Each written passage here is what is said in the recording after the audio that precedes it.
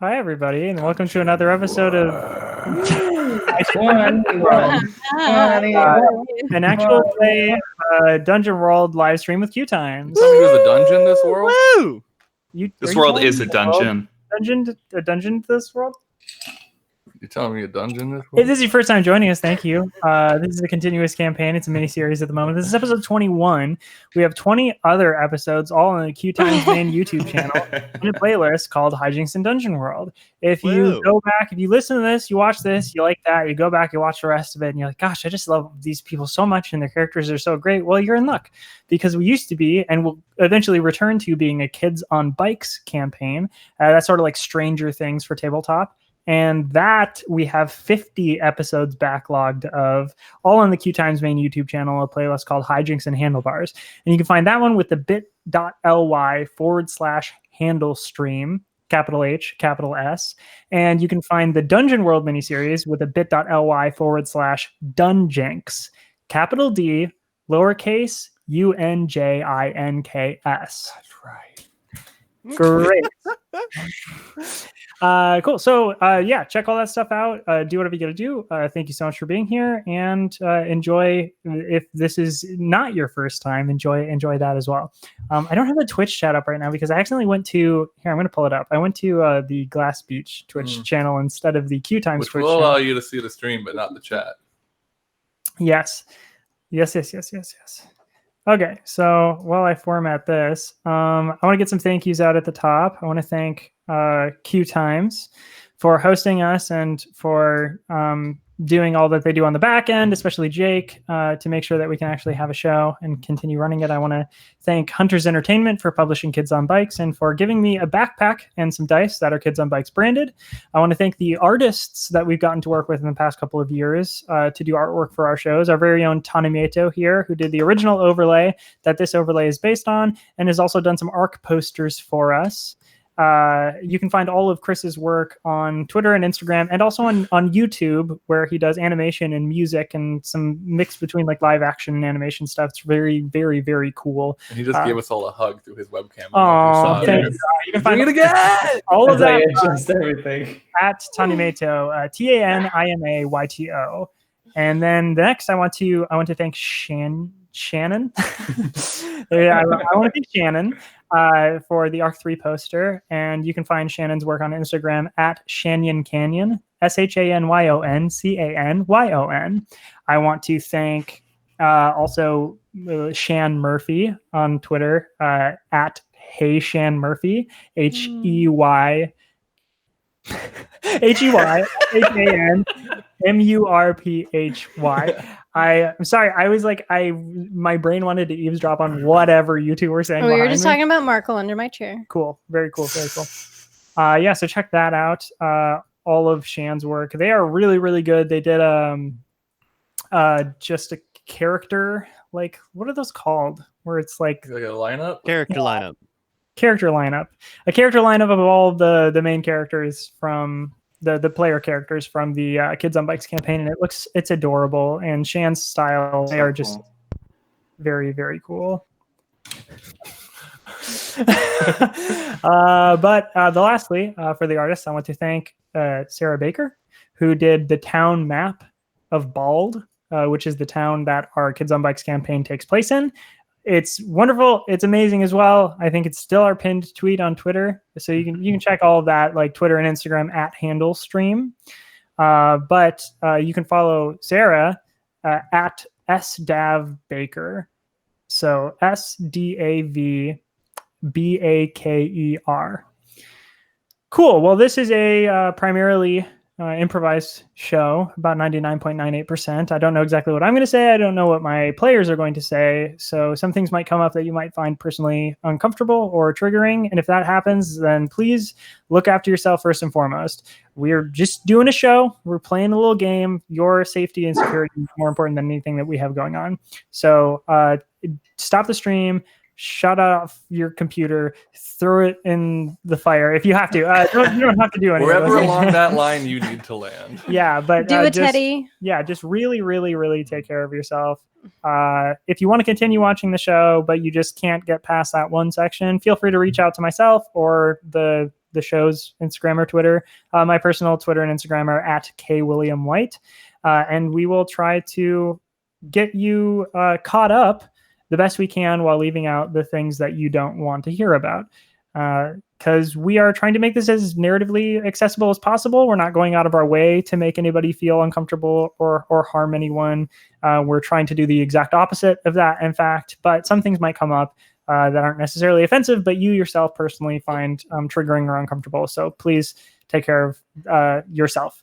And some things that have come up in the past would be, like fire. There was a lot of fire last episode, a lot of, violence, like fantasy violence, a teensy tiny bit of gore, but not that much.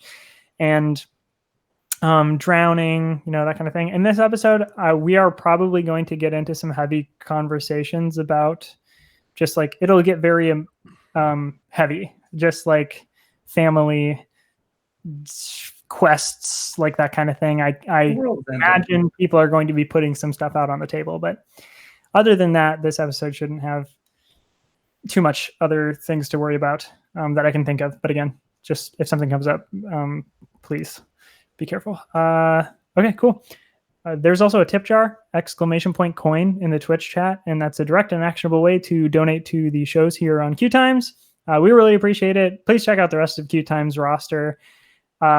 It's really, really amazing stuff. Jake does a lot of hard work while also having a full-time job and doesn't really get paid for this. So it would be really nice if we could work towards making sure that Jake not only gets paid for this, but also maybe turns it into a full-time job. That would be great. Okay, cool. I am William, they, them, and I am the GM for Hijinks and Dungeon World.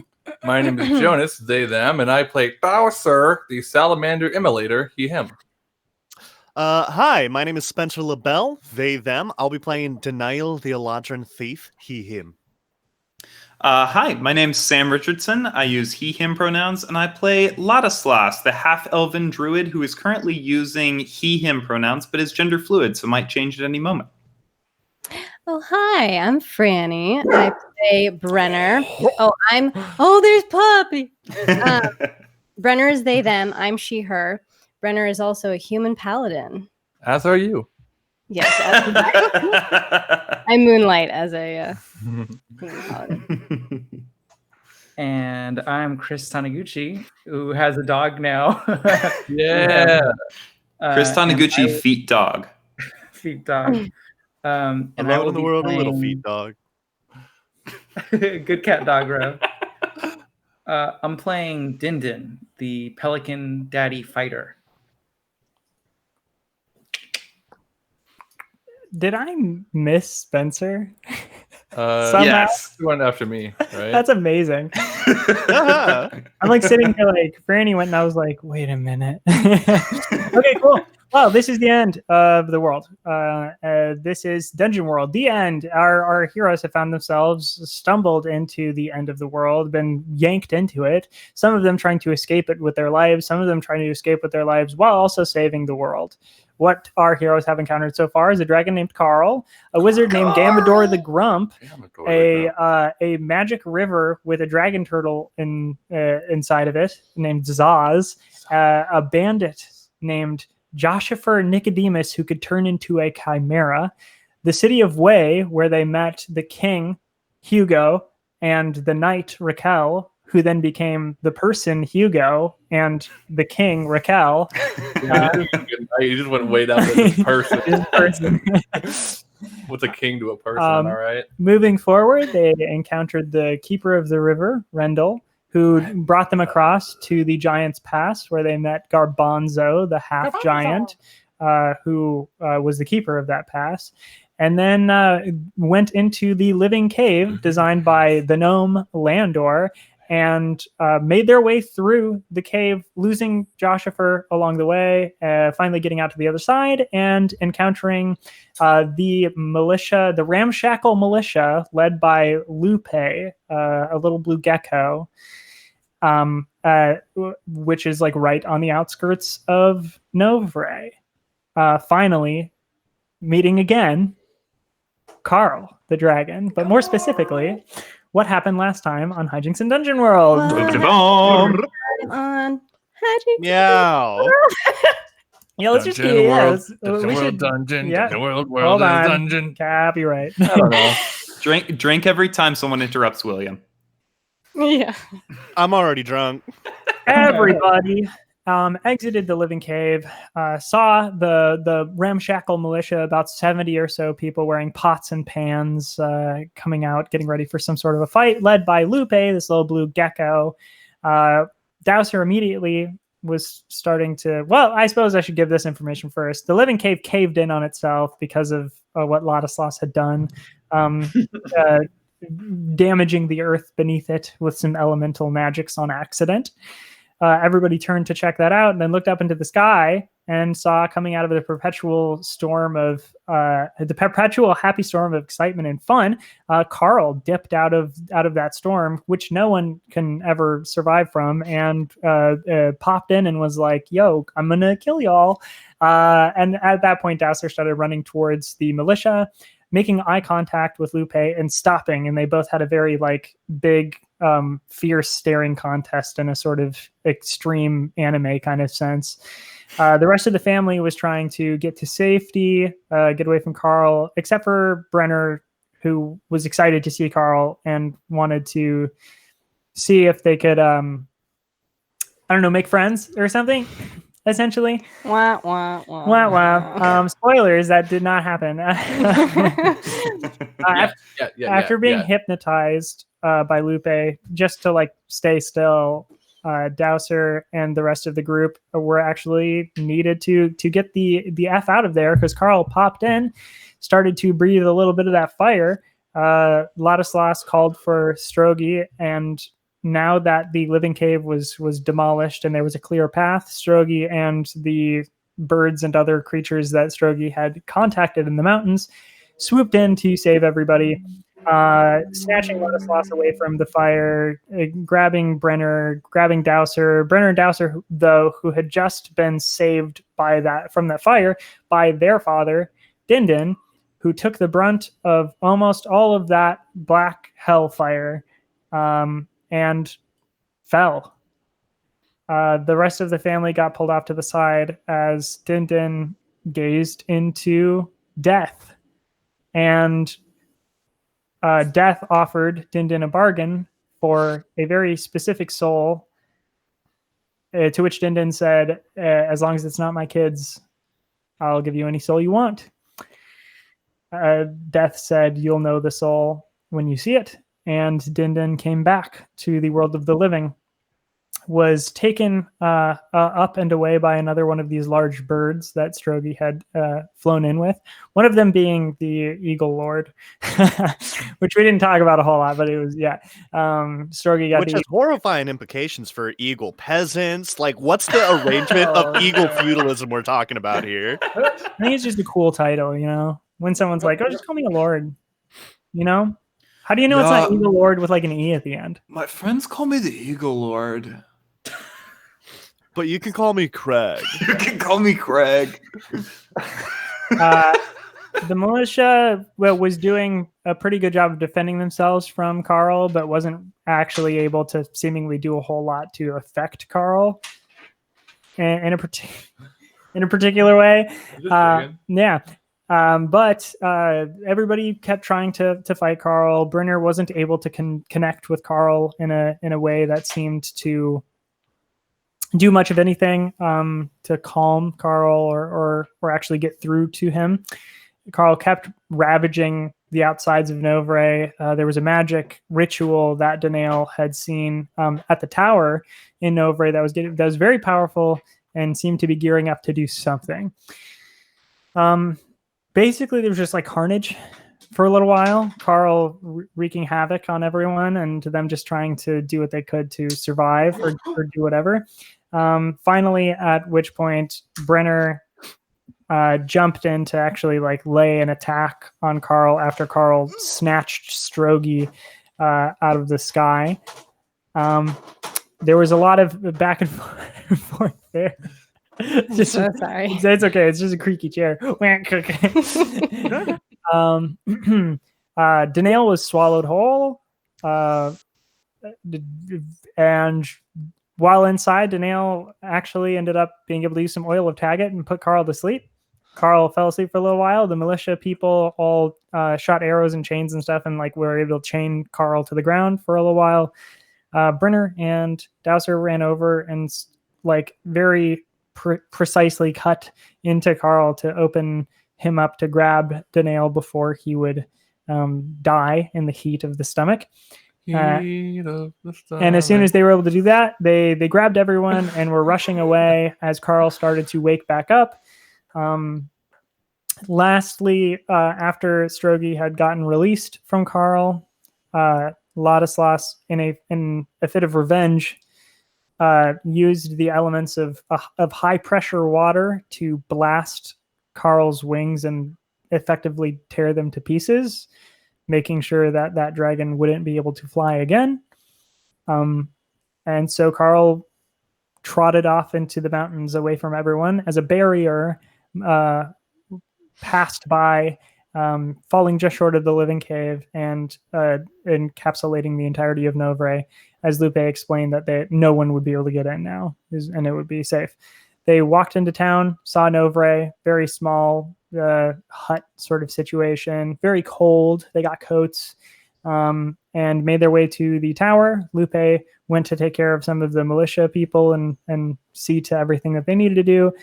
And everyone went inside the tower, sat around the fire, Dowser in the fire, and started to discuss what they wanted to do, whether they wanted to reactivate that portal thing that Gamador the Grump had given them so that they could go to a different dimension, or continue forward and try to take care of this, whatever that would be, whatever that would look like. And then they met Zeal, the sorcerer Zeal, who walked down the stairs, was very flamboyant, cool. very eccentric, tried to talk to all of them, wasn't exactly trusted. Dowser was like questioning, but then calmed down when Zeal said that she knew Dowser and was a fan and had written some songs about them. Dindin used the candle, the truth candle, to make sure it was true. Yeah, that the Zeal answer being, "Oh, can we trust you?" And no. Zeal said no. But it was like a good kind of no, you know? Yeah, I love when people tell me I can't. It's like those. It was like that good no, you know the one. It's roguish and charming. Shut up. Yeah, there was a lot of discourse back and forth whether or not Zeal was to be trusted or if Zeal was to be liked or anything. Zeal informed everyone that Raquel and King Raquel and Hugo were actually doing well and took back the city of Wei. Because as soon as the tower fell, the magic users got their magic back and were able to fight off the cult. And then they needed to go to the roof of the tower to see something. Danail and Dowser were the only two to go. Zeal brought them up to the top, and the last thing that they saw were over the city of Evram, far, far, far off into the distance, a hand like Knuckles prying out of the portal. And then as they were standing there watching and looking at that, a huge, vicious sound with a lot of friction and very tense and shaking started to come out of the portal over the city of Wei. And as they looked, more fingers and like Knuckles came out and were prying at the portal, at the sky, seemingly like to pull something out. And the very, very last thing that Danail and Dowser saw up on the top of the tower with Zeal was a gigantic face peeling through the portal, like coming out of the darkness into light.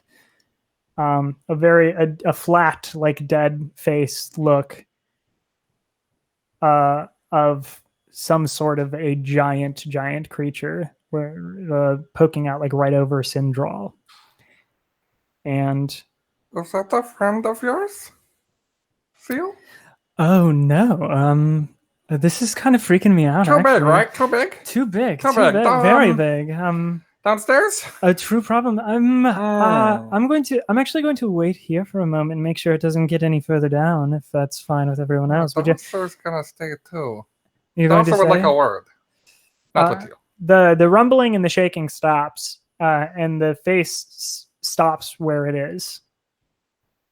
Can I see its eyes? Not exactly from this angle. You can see that it has eyes. They're like bulging out a little bit. Sure. But you can't, like, you can just see like top profile, like top down. Well, from what I can see, let's see what information I can get with my spectacles. That is an 8 + 2 for 10. First question. I always like to look at what the actual questions are because some of them might just be useful. This is assuming realities, right? When you have it in front of you. Yeah. Cool. Okay. I think first question is going to be, what is that? Is that a god? Is that a god? So what is that? It is an seemingly an ultimately powerful otherworldly being. I can't really give you much more than So that. maybe a god. Yeah, maybe. Oh, maybe God. What is it gonna do? Actually, what can it do? Can I get any indication of that? Whatever it wants once it gets through the portal. Like bending reality and all that shit? Yeah. Third question. Okay, for the group, my third question, I'm thinking either will there be more of them or where is it going? Because it seems like it's going to Evram, but if not, I'd like to know. I wanna think know where is it going? Yeah. Wait, I don't think you would think it would be going to Evram because so the portal is covering like the entirety of your this was the one continent. above. Okay. There's a hand above Evram and another hand all the way across above Way. And the face is coming down over Sindral. I see. Okay. I think like where is it going first, or where is it going? Like, I think I want to ask, how long do we have until it gets here? Oh, maybe it's yeah. more. Yeah. How long do we have? You have 5 days. Cool. Shit. So Dowser had said when Daniel said, "Zeal is that a god?" Dowser said, "Maybe a god," and then the next thing he just says is 5 days. Oh. Do we have? We have 5 days for what? Well, look at how it's moving. It'll be down in Dowser looks up at the sun. 5 days. Oh. That's a lot of time, right? We work fast. Daniel, to answer your question, I'm really not sure. I'm not quite familiar with this thing myself. I just know minimal things. But there's not much more I know that you don't already, I think.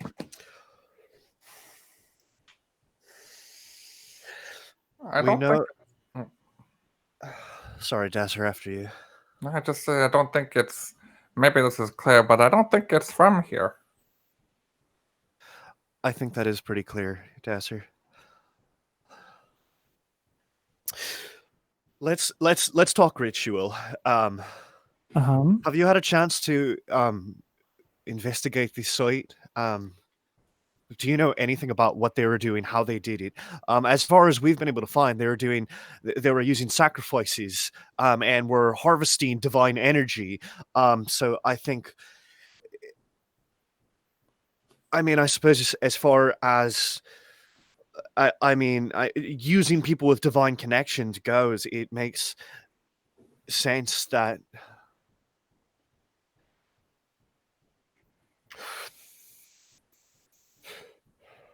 Put face back in sky. How do we put the face back? Well, Dowser's no magician, but Dowser has been around the life a couple times. What if we figure out how it's coming out and do that backwards? Just push it back in with magic. Why don't we just take the giant push it somewhere else? Darling, I do not know so much about all of this, but I do know I can if I can get a bit of a ritual going myself, I might be able to slow it down a little bit, but other than that, there's not much I can do. I mean, if I do this for the next 5 days, I'm going to be stuck just doing that. I mean, I'll have to have like Lupe or one of the militia people coming up and feeding me and giving me drink and whatnot. Well, who am I kidding? I don't need any of that, but it's concerning, but I can buy you some more time if all of you want to do so. Are you, Danail, Dowser? Are you two going to be, taking care of this? Dowser is. I would like to say yes, but I can't agree to do something if I don't know how, or I don't know. The two of you, you do understand that it seems like you're the ones who are going to be able to handle this, I mean, I'm sure. So you all know Gambador, the Grump, correct? Gambador, the Grump. Yes. And you know me, Zeal, correct? We're very powerful. We are both stronger than all of you right now. Well. No, we just are. Do you wonder perhaps why we are not taking care of this ourselves, and why instead it seems to have fallen on all of your shoulders? Because if you were, your name would be Dowser. If you did. Danail, I'm just going to talk to you for a little while. I'll go downstairs. Bring everyone up. They need to see these. Yes. Danail. Maybe give them a warning first. Danail, please. And Zeal comes over to you and is like, Zeal's a little bit taller than you are. Danail's short. Oh, well then Zeal is probably a foot taller than you. I don't know. How short are you? Like 5'6", 5'8"-ish. Oh yeah, Zeal's 6'3". Damn. So Zeal just looks down at you. Okay, so you're not all strong enough to handle this right now, but think back to when this all started 2 weeks ago, and now think about what you are capable of doing, how far you have come, how strong you are now. When something like this happens, that would totally disrupt and upset and possibly destroy the fabric of reality as we all know it. There are certain people, sorcerers, wizards, other beings of this plane, who are very old and have dealt with certain things like this before.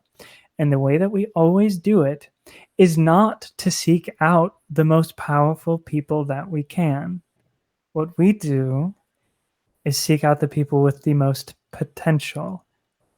Gambador and myself, Danail, we're done. We are not getting any stronger. We've been around for a very, very long time. I can't remember the last time I drastically improved. But in 2 weeks, baby, you and your family have become incredible. I can buy you more time. 5 days before the whatever that is comes out. You have any idea how much stronger you could get in 5 days? Do you have any idea how much stronger you could get in a week and a half? I can give you a week and a half. Zeal, I'm not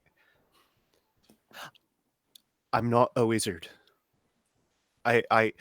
What power that you think I have, what potential you think I have, they're stolen tricks. I'm not a wizard, I am a thief. I am just stealing bits of knowledge. I'm stealing pieces of history. I'm just trying to make something work and just trying to make 1 or 2 tricks go a long way.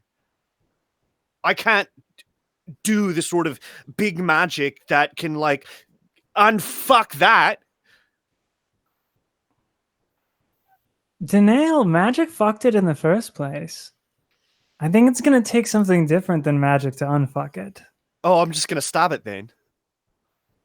Well, that's interesting. Maybe it could work. I mean, you all have been taking those daggers and stabbing the souls out of people. What makes you think stabbing won't work?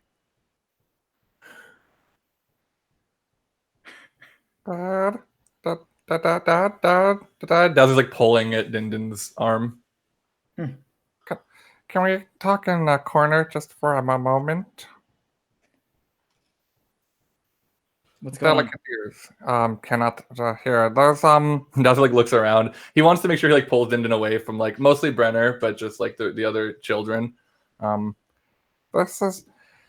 What's the biggest face you've ever seen?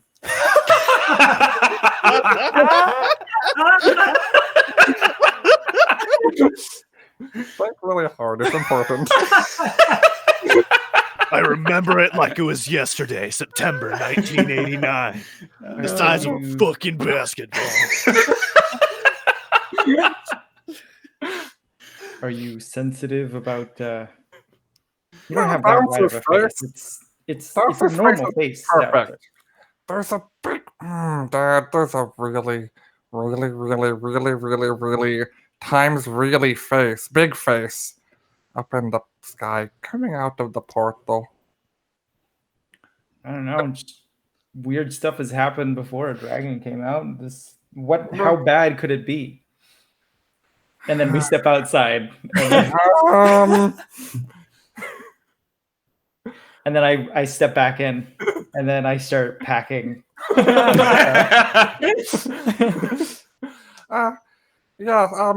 now Daz is like speaking loud enough for like Lad and Brenner to hear. There is that we should tell them, Dad, right? That should be prepared. There's another monster coming out of the sky. Big face, bigger than anything that even Dad or Dowser has seen. Brenner, we're leaving. Okay. Where are we going? We have to put the towers here. We have to do work still. Is there a forgery somewhere around here? Like what do you mean? Can you ask the weird eccentric wizard person if there's a forgery somewhere around here? No, your portal doesn't work anymore. We can't talk to him. Oh, I mean the Zeal person. Oh, Zeal! Yeah. I need to find a forgery. A forgery? Oh, okay. Dowser goes back up the stairs. Okay. To go to the roof and find Zeal. Brenner, I'm sorry we put you through so much. You are a very strong kid, but you don't deserve this. I don't think you should single me out, Dad. We've all been through just about the same amount of stress and turmoil, and especially with this last go with Carl, it's clear that I have a severe lack of judgment, and I've put everyone at risk, and I want us to leave. I want us to leave immediately. I don't want us to fight anymore. I want us to go. I look at Lass real quick. How is he doing? Lad is just white knuckled on this gurney with Srogi. I don't think he has really looked up. I think he's been listening to this conversation, but I actually really like the mental image of him having kind of faded into the background. Like it kind of seems like a lot of the fight has gone out of his shoulders. And he's just like gripping this gurney. Yeah. Whatever you guys want. Okay. We're going to make sure that Strogi is taken care of too. We're going to get out of here. We're going to make it out alive.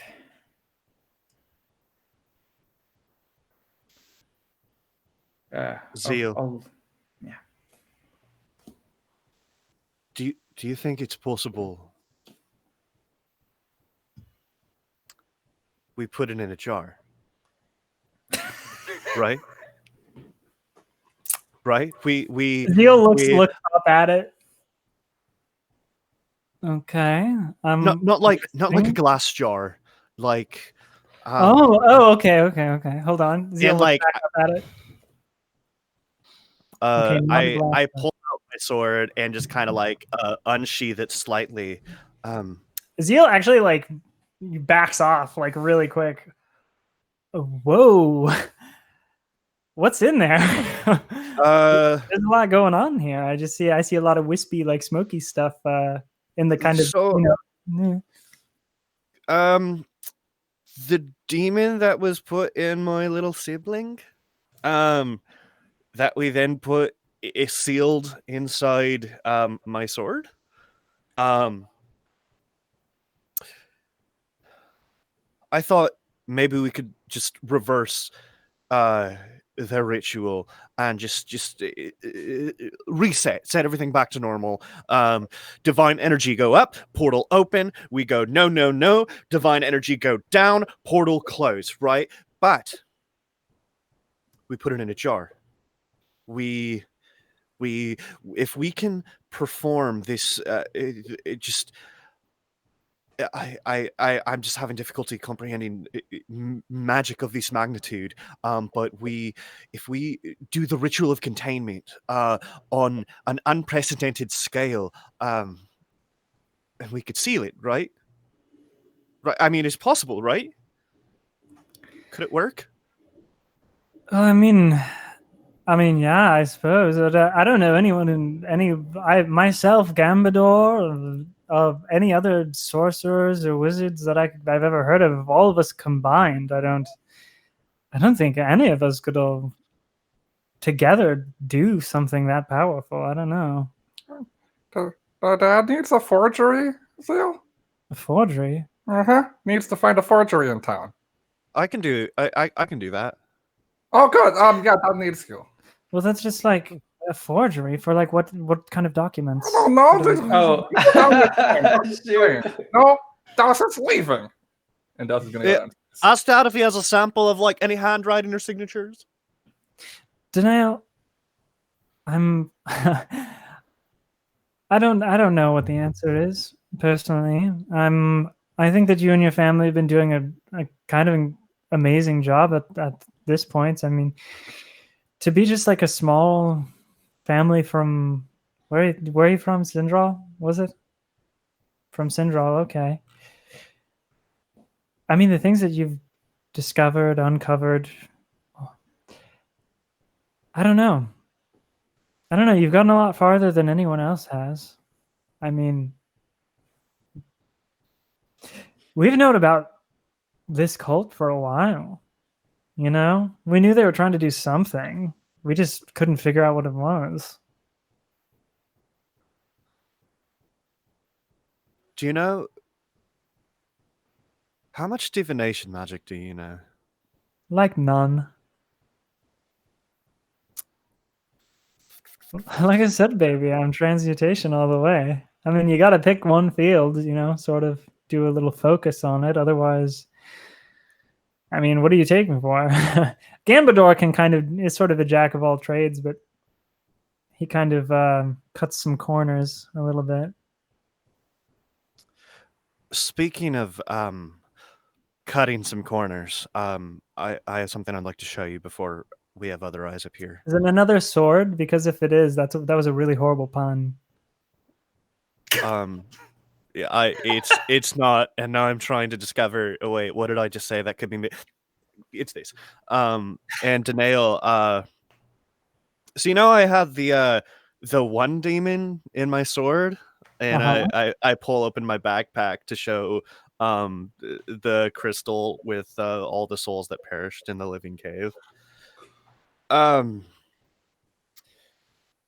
So I've got this. I'm not. You've got what? What? Well, I see some scales. I don't know. I mean, like some dragon scales or something. William, does she like seem unable to perceive the crystal? Yes. Zeal, can you tell me exactly what you see in my pouch? She says exactly what's in your pouch minus the crystal.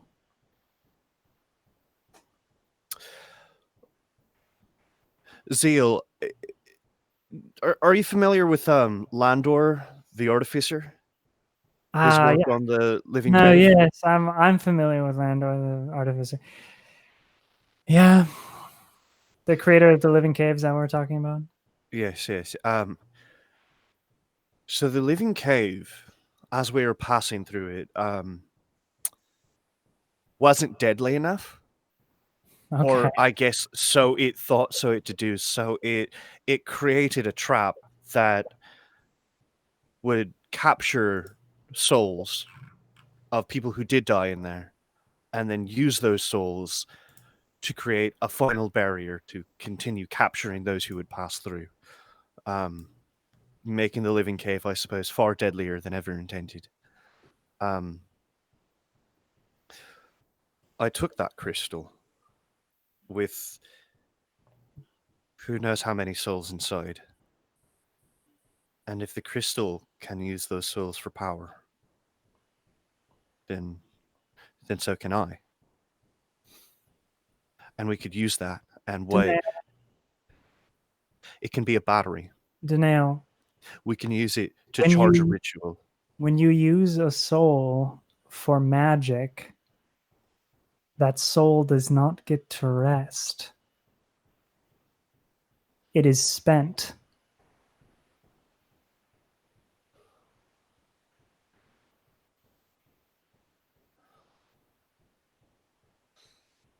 Right. Right. But if a soul did get spent on magic, what's the equation there? How much, for an average soul, we'll say, how much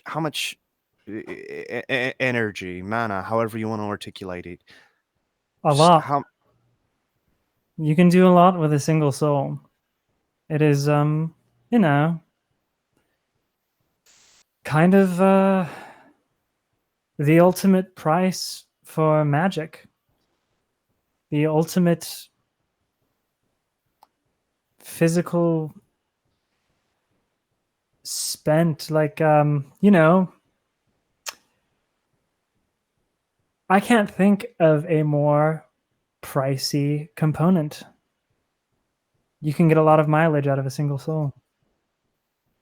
Okay, so I mean, like a forgery, like, with like a hammer and the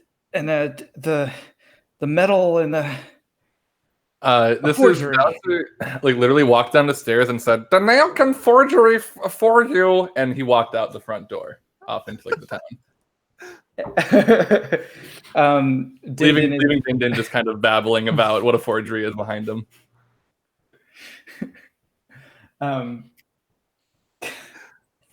Din is gonna run outside and like ask like one of the people, a passerby.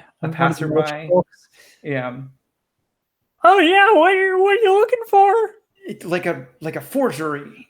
Like a forgery? Like for you got some documents? You need I'm trying to improve on what I need to work on my weapons, like a forgery, Oh, like a forge. Yeah. Like a blacksmith. Yes, a blacksmith, yes. Well, it's me.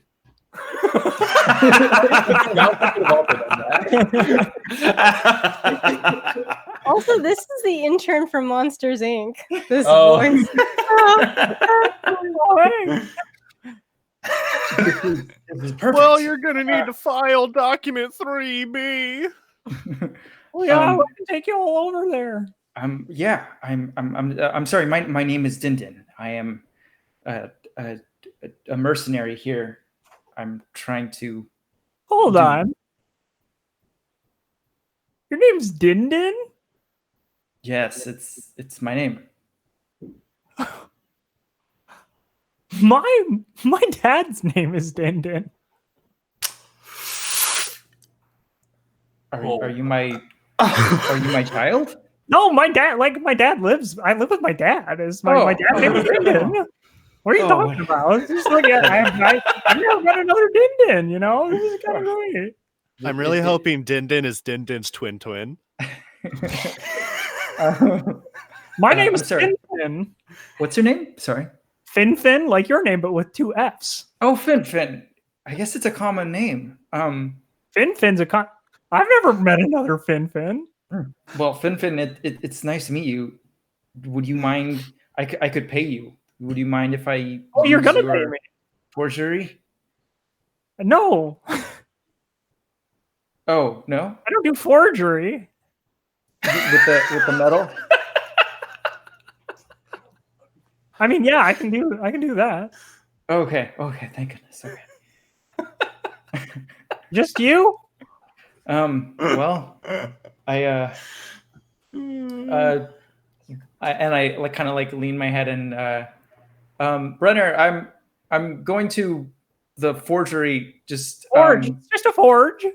I'm going with this blacksmith. Just keep an eye on Lad for me. Yeah. Brenner, you can pull out any. Okay. Yeah. Brenner nods, acknowledges Din Din, and I think just goes over to Lad and is gonna just be by his side, kind of stroking kind of the forehead, I guess, just like making sure that Lad knows that Brenner's there. I feel like I'm the only one that's not ready to go yet. Everyone else seems so just ready to move on, ready to take the next steps. But Brenner, what do we do next? Where do we go from here? Can I tell you a secret?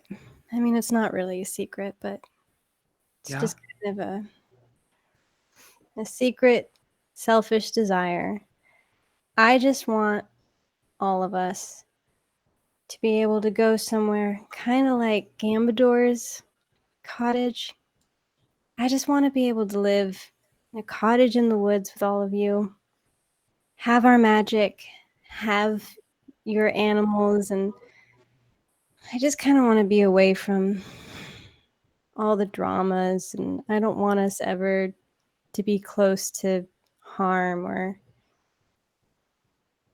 I know it's selfish of me. I know that we probably could do some more good in this world, and I know Danail and Dowser really want to be the heroes that everyone keeps saying we are, but I honestly would just be so happy to just leave it all and just go somewhere safe and quiet and just be with all of you. That's all I want right now. I don't think I should go with you. Brenner, I the last couple of days, there's something wrong with me, with my magic. I can't control it. I have no control anymore. I used to be able to, I will turn into animals and back again, and I never had any control over the world. That's not the way that my magic is supposed to work. I'm a danger to all of you. No, you're not. I'm dangerous. You're not.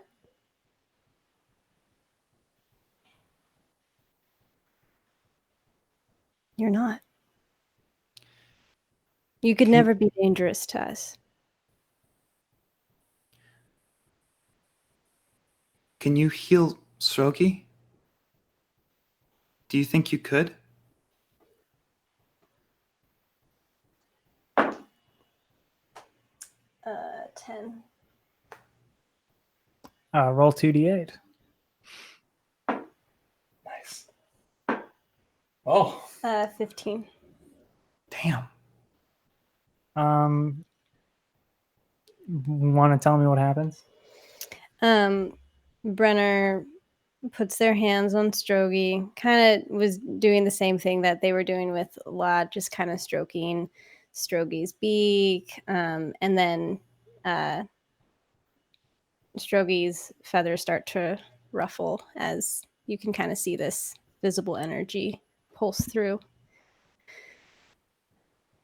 And Strogi starts to lift with that energy like pulsing through him, and even like pushes out his wings like from side to side, kind of meeting like the radius of this room, like filling up like a lot of space, completely full wingspan for a moment, as that like shining dims back down, and Strogi looks as close to what he looked like before as you think possible.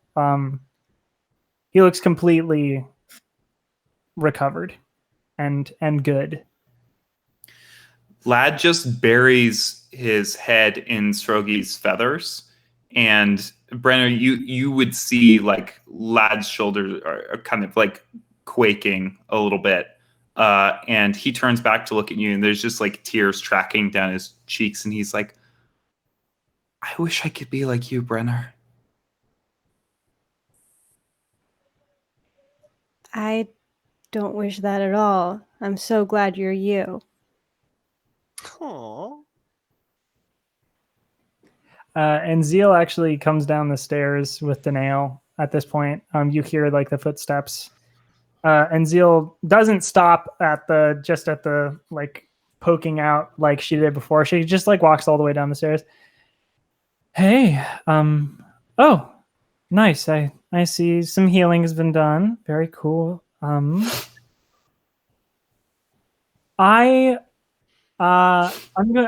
like to apologize. Oh, where's your dad? Where's Dowser? They went out. Okay. All right. Well, I guess I'll still apologize to all of you. I'm very sorry for how sort of callous I was acting when I immediately saw all of you. I know you all just sort of went through a thing, a trauma. Something very bad, not just I'm like negatively blasé. Hold on. Brenner has kind of positioned themselves between Zeal and Lad. I'm sorry. I know this is so much. Like all of you are dealing with the weight of the world. I know. And I'm sorry I haven't been able to help for the past 2 weeks. I've been literally from day one. I came over to Novre to put up this barrier. But you need to know that there is a being coming out of the sky, and it's, according to Dowser, it's going to be here in 5 days. It's going to break the surface of the portal, I know, and come through. Brenner, and this. Sorry. I was just going to say, Brenner, I think it's especially important that you take a look at it and maybe ask if Ipsona may have insight into. I think it's a god.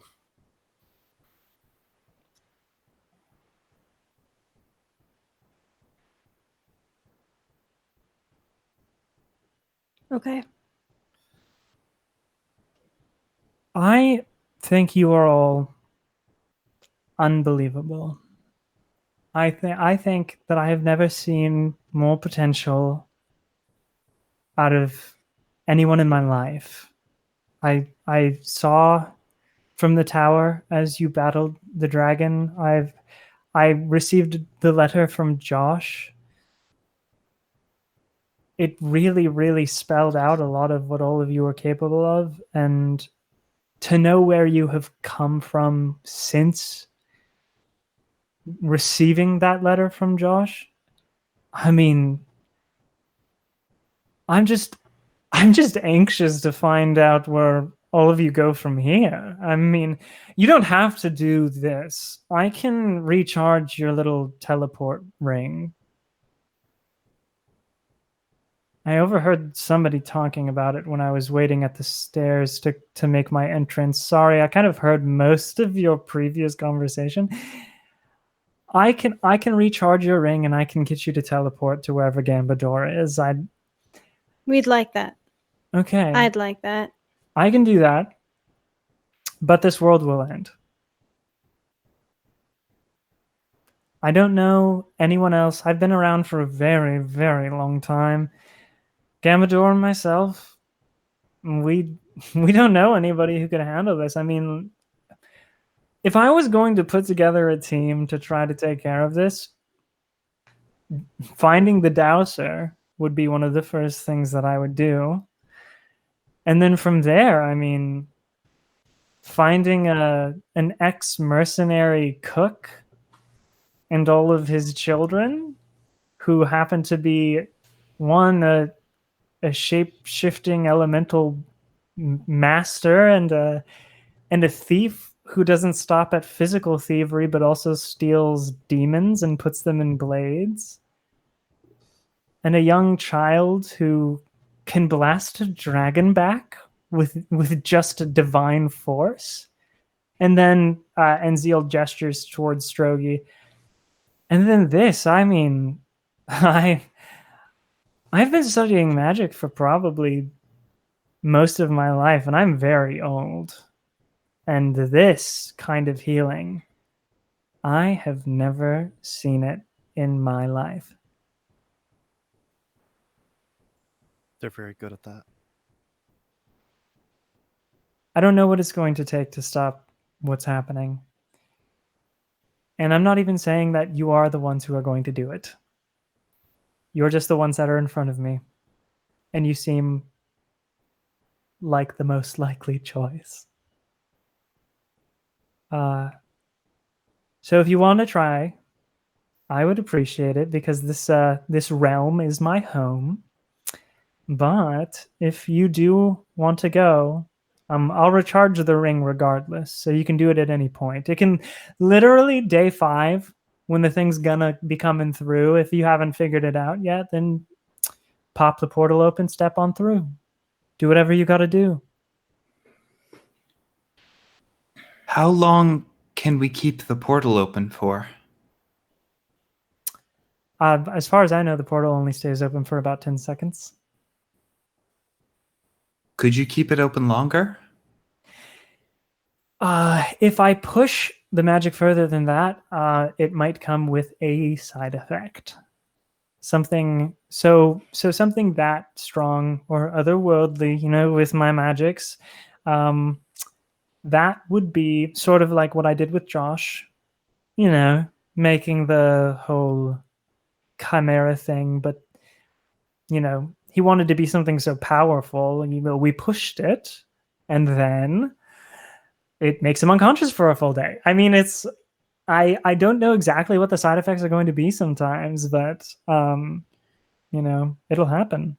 Lad is just kind of like stroking Strogi's feathers, and his eyes are kind of searching the floor, and he says, what if we used the ring to temporarily evacuate everyone from the realm?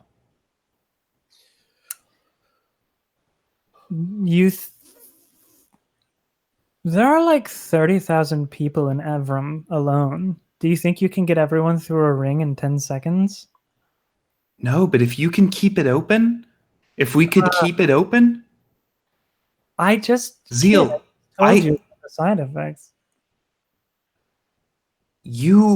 That is with you doing it alone. I think I was already thinking about this. My magic, Zeal, it's gone wrong. It's gone rogue. There's something wrong with me. I need my magic. I need it removed. And if that could go to sustain the portal long enough that we could send everyone here and have them evacuate, if we save the world, great. And if not, then everyone lives. Lad, your magic is a part of you.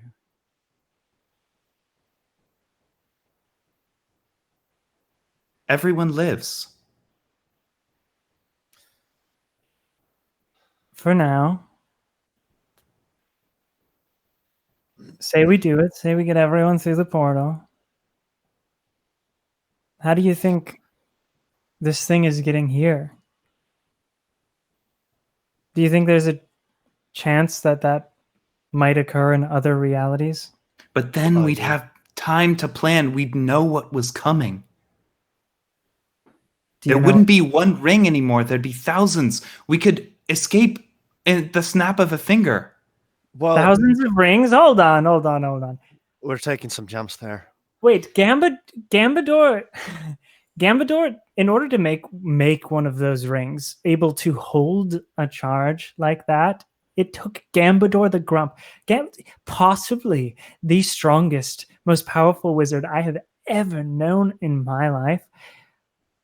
It took him, I think, about 150 years.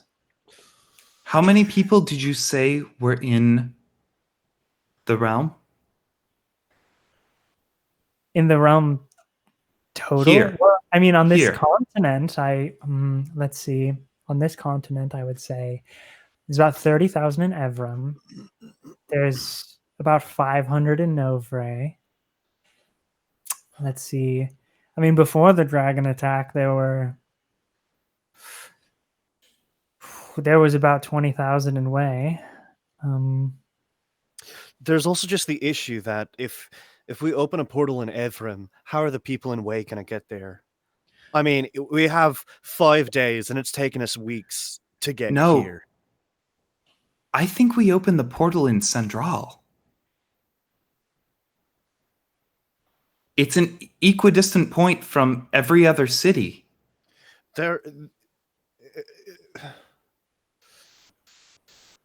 What I'm saying, Danae, I'm not saying this is the plan. I'm saying this is the lifeboat.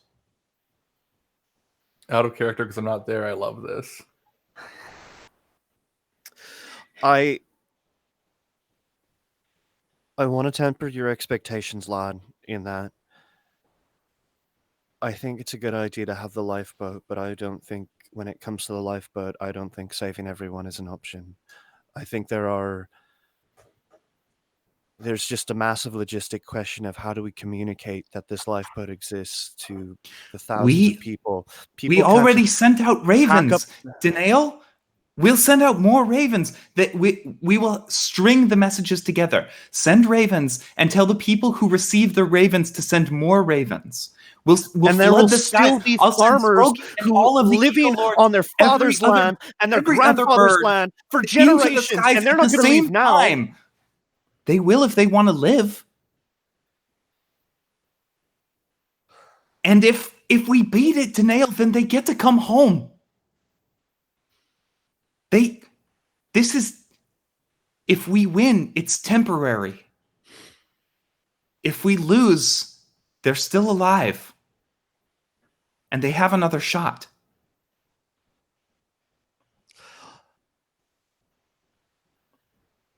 I think the amount of just the raw magnitude of logistical legwork to make this function, to get people there, that's still days of travel. And if we try to do a lifeboat in Sindral, that's all of our time. I don't think you should come with me.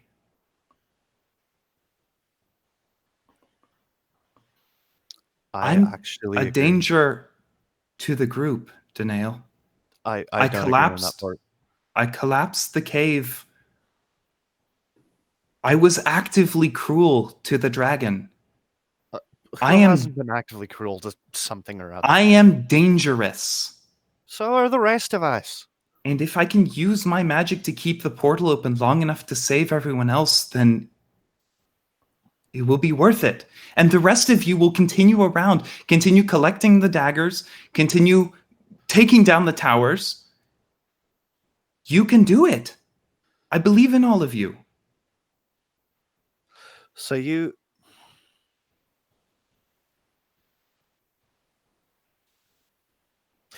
Zeal, I'm not sure. Tell me this won't work. I can't. So you intend to sacrifice your magic, which I mean, your magic is it's innate. Like your magic comes from the foundations of your body and your being. Like I'm using just energy in the air. You're using you, and you can't remove that from yourself without removing yourself. My magic comes from this plane. And if we lose, it doesn't matter anyway, because the plane will be destroyed. Dowser, Yes. you're going somewhere? Yeah, Dowser went out to go to Lupe's hut, try to find her. Yeah, you're on the way to Lupe's hut, which is not very far from the tower. And you actually see Lupe like kind of off in the distance in the center of like some of the other huts. And she's just like looking up and like kind of pointing in directions and talking to some of these militia people, and they like nod and they all go off in different directions. Dowser kind of stops and smiles like cheaply to himself and calls out, "Bowser, Lupe!" She responds, "Can we speak in the hut?" Oh, actually, would you mind if we... Oh, hey, Larry. Oh. That's funny. Would you mind if we did this like just walking around or something? What, are you busy? Saving the world cast away, huh? No, saving the world is what I'm doing right now. Fine, Dowser, we'll help you and we will talk. All right. And so like as you're walking around, like Lupe is literally just going up to every person, like every one of the people who was involved in the battle, and even like just every person in town, going up to them and just saying, like, the exchange is the same almost every time. And she goes up and she goes, "Are you okay? Do you need anything? All right, bye." And like, between people, we're having this conversation in like little spurts. I think we'll talk it without the gaps, but there are lots of gaps between it. And I think like halfway through, at any point, if Lupe hesitates at the beginning of initiating that conversation, Dowser will jump in now that he's like learned the words, and he'll just start doing it. But yeah, as they're just going from the first to second person. How long have you been here, Lupe? Here in Lupe? I've been up here probably about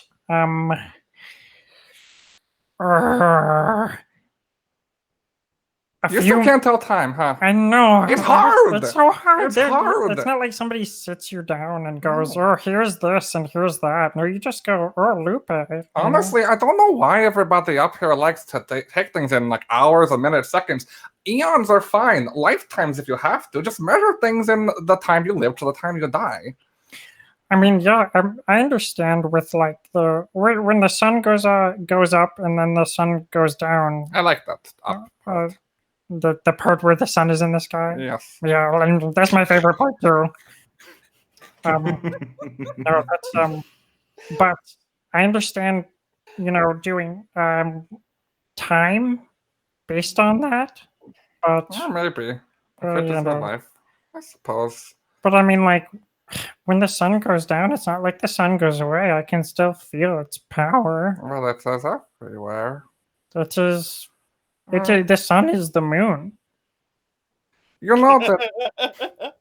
Yes, that is true. You know, Dowser didn't know about you, right? But I knew about you.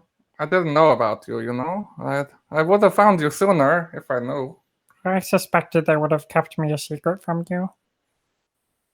There are definitely some things that the Flame decided we didn't need to know. No. The Flame did not decide. What do you mean? The elders decided. I don't The Flame told me. The Flame? The gaps in your knowledge. I have them. There's more? Anything that you feel like you were not getting, it's me. They gave it to me. And only you? Well, I'm blue. No! No. You don't say! A passerby goes, "Oh, you need some cheering up there, Lupe." I'm fine. That's just straight up hisses at that person. And do you need anything? Okay, fine. Do you need something? Okay, fine. No, I'm blue, and the elders. I was the first blue one. Yeah. So they thought for sure that I would be the next Dowser. But I was not the next Dowser. They put so much faith in me. Or when I was, balled up in my little egg inside of the flame, they treated me better than everybody else. They gave me all the information. I mean, we taken all of the Dowsers previously, all through the flame and through the stories told by our elders. And since I look so special, they thought I was special. So they treated me like I would be Dowser, and when another egg woke up to be Dowser, they felt shame.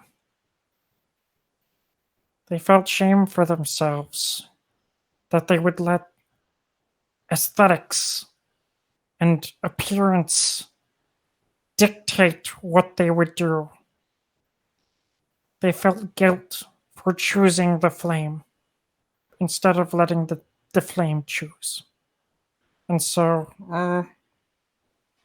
they disposed of me. They tried to, anyway. The flame, it always chooses, Lupe. They tried to get rid of me. Just because I woke up on quote unquote my own, the flame woke me up. The flame woke you up. We can say the elders chose, but why? What did they think they knew? What did they see?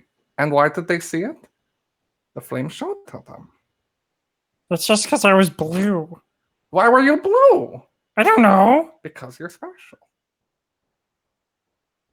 There were a lot of times when I was hearing all of the stories before I could move on them and make my own.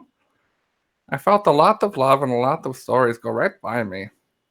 And I thought that was normal, but I think you got them. And I think that that's right. Maybe you are Dowser. No. I am Lupe. Well, can't you be both? I don't want to be Dowser. Dowser has never fathomed that possibility. I want to be Dowser because you are Dowser, and there is only one Dowser, and you are the best Dowser. The final Dowser. All that I'm trying to say is that there are things that the flame did not tell us that are true. And maybe there are things that the flame did tell us that they're not true. All I know is that I was not woken up by the flame. I woke myself up when they threw me in the magma. I dug my way out, and I came out here to find you. Initially because I wanted revenge.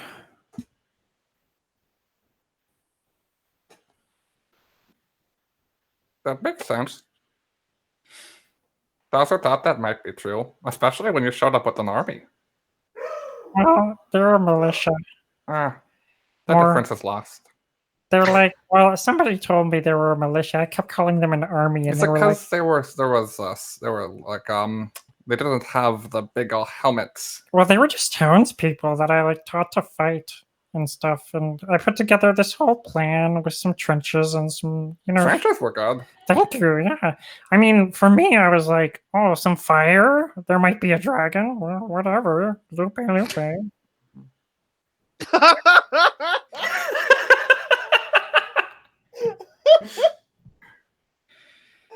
Do you? We have a lot to figure out. Clearly. Do you feel If you are not Dowser, which remains to be seen if you ask me, then what are you to me? I'm the dragon. You are the flame.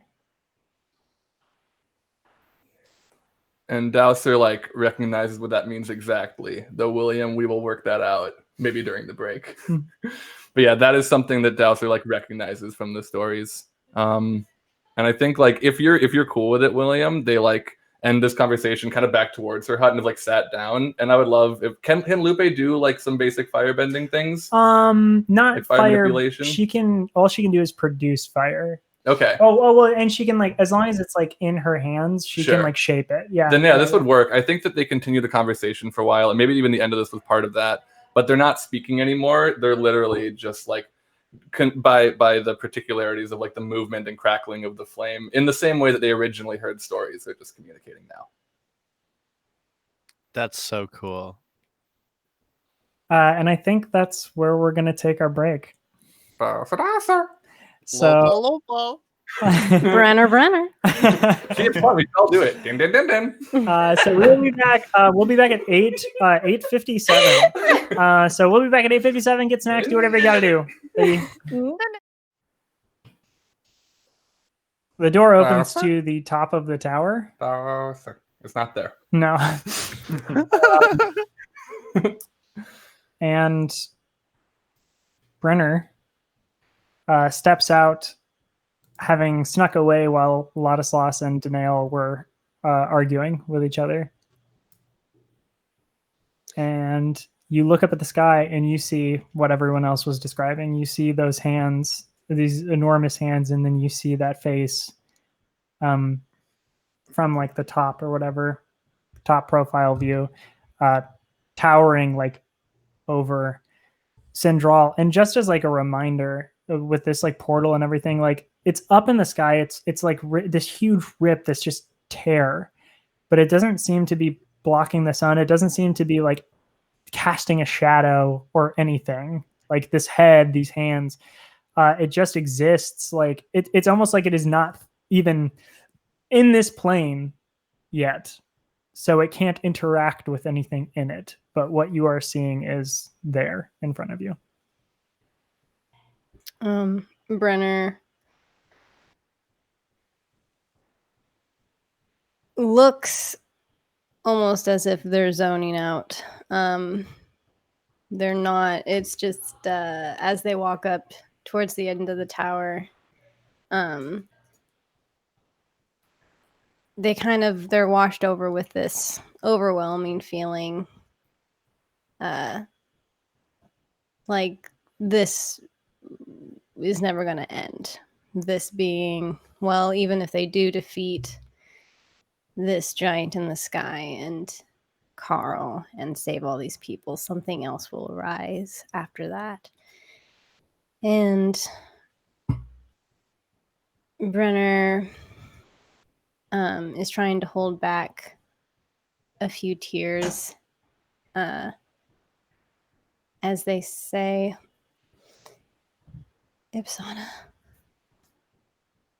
Yeah. What do you make of all this?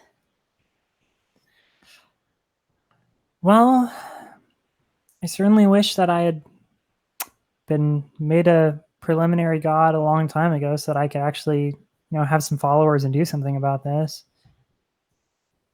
Is that a god? Danail thinks it's a god. If it's a god, it's not a god that I've ever seen or heard of. I mean, it's not from this plane. There are other planar gods. There are other planar gods, and then there are other planar gods. Do you know what I'm trying to say? It's two. So other planar, and then there's other planar. I'm sorry.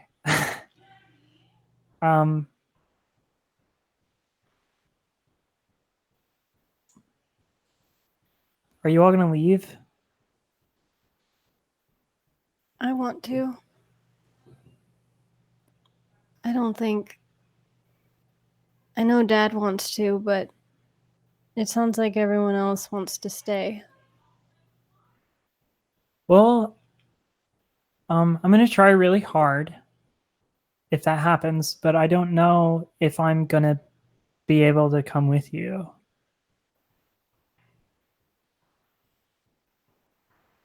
You mean if I leave this plane? Well, yeah. So like what I was just saying about other planar and other planar. So I'm a planar god currently. I have domain over this plane of existence. There are some other planes of existence that I can visit, like the ethereal plane, or I can pay a visit to death. Ooh, spooky. But I can't stay there for very long. And also I have no say in like anything that happens there. So I just like kind of try not to go there. Yeah, there's other like realms within this plane of existence that I can just go to. But I mean, like even death is a planar god. Like death as we know it. I mean, it like if you went to a different plane of existence and died there, I don't think you would encounter the same death. You know? So for me, a new god who sort of doesn't have like, the same powers that other planar gods, other gods that are on this the same plane but are other gods other than me. You know what I mean? Some of them might be like powerful enough and like have, got enough followers to like really dig their heels into this plane so that like if somebody goes to another plane, they might be able to accompany them or something.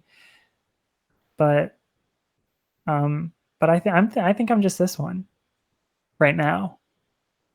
And if you leave, I'm gonna get all of my godly strength and I'm gonna get as strong as I possibly can so that I can get just strong enough so I can come be your god again. So don't worry about me. But we might have a little bit of like a trial separation.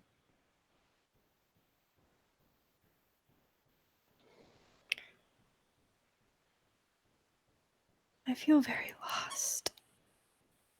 Like I need guidance, Ipsana. I was talking to Lad earlier and kind of telling them that I feel selfish for wanting to leave. Because I don't want anything else to happen to us.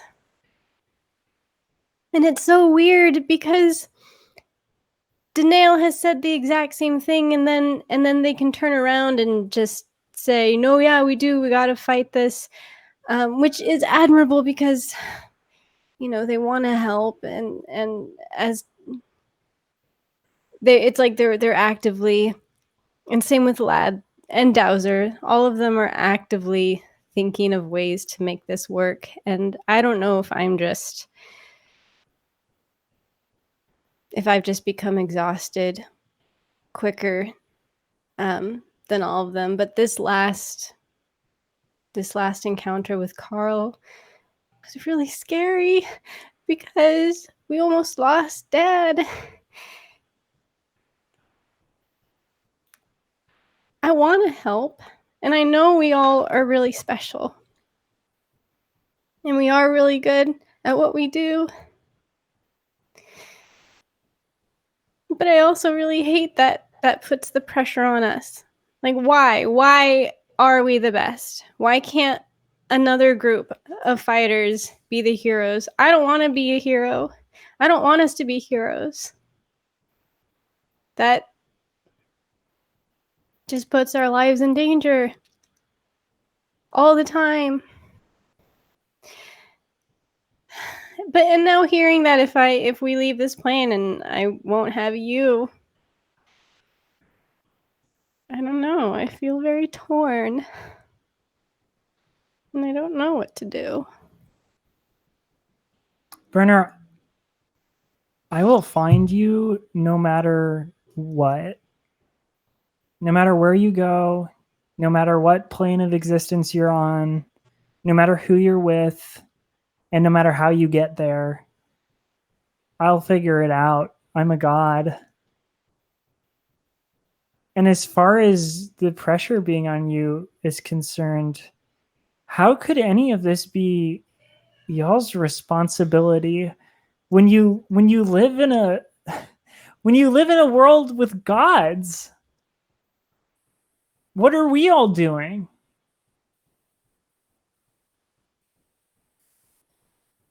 It's not your responsibility. You can go. It's fine. But you're not heroes. You're just not.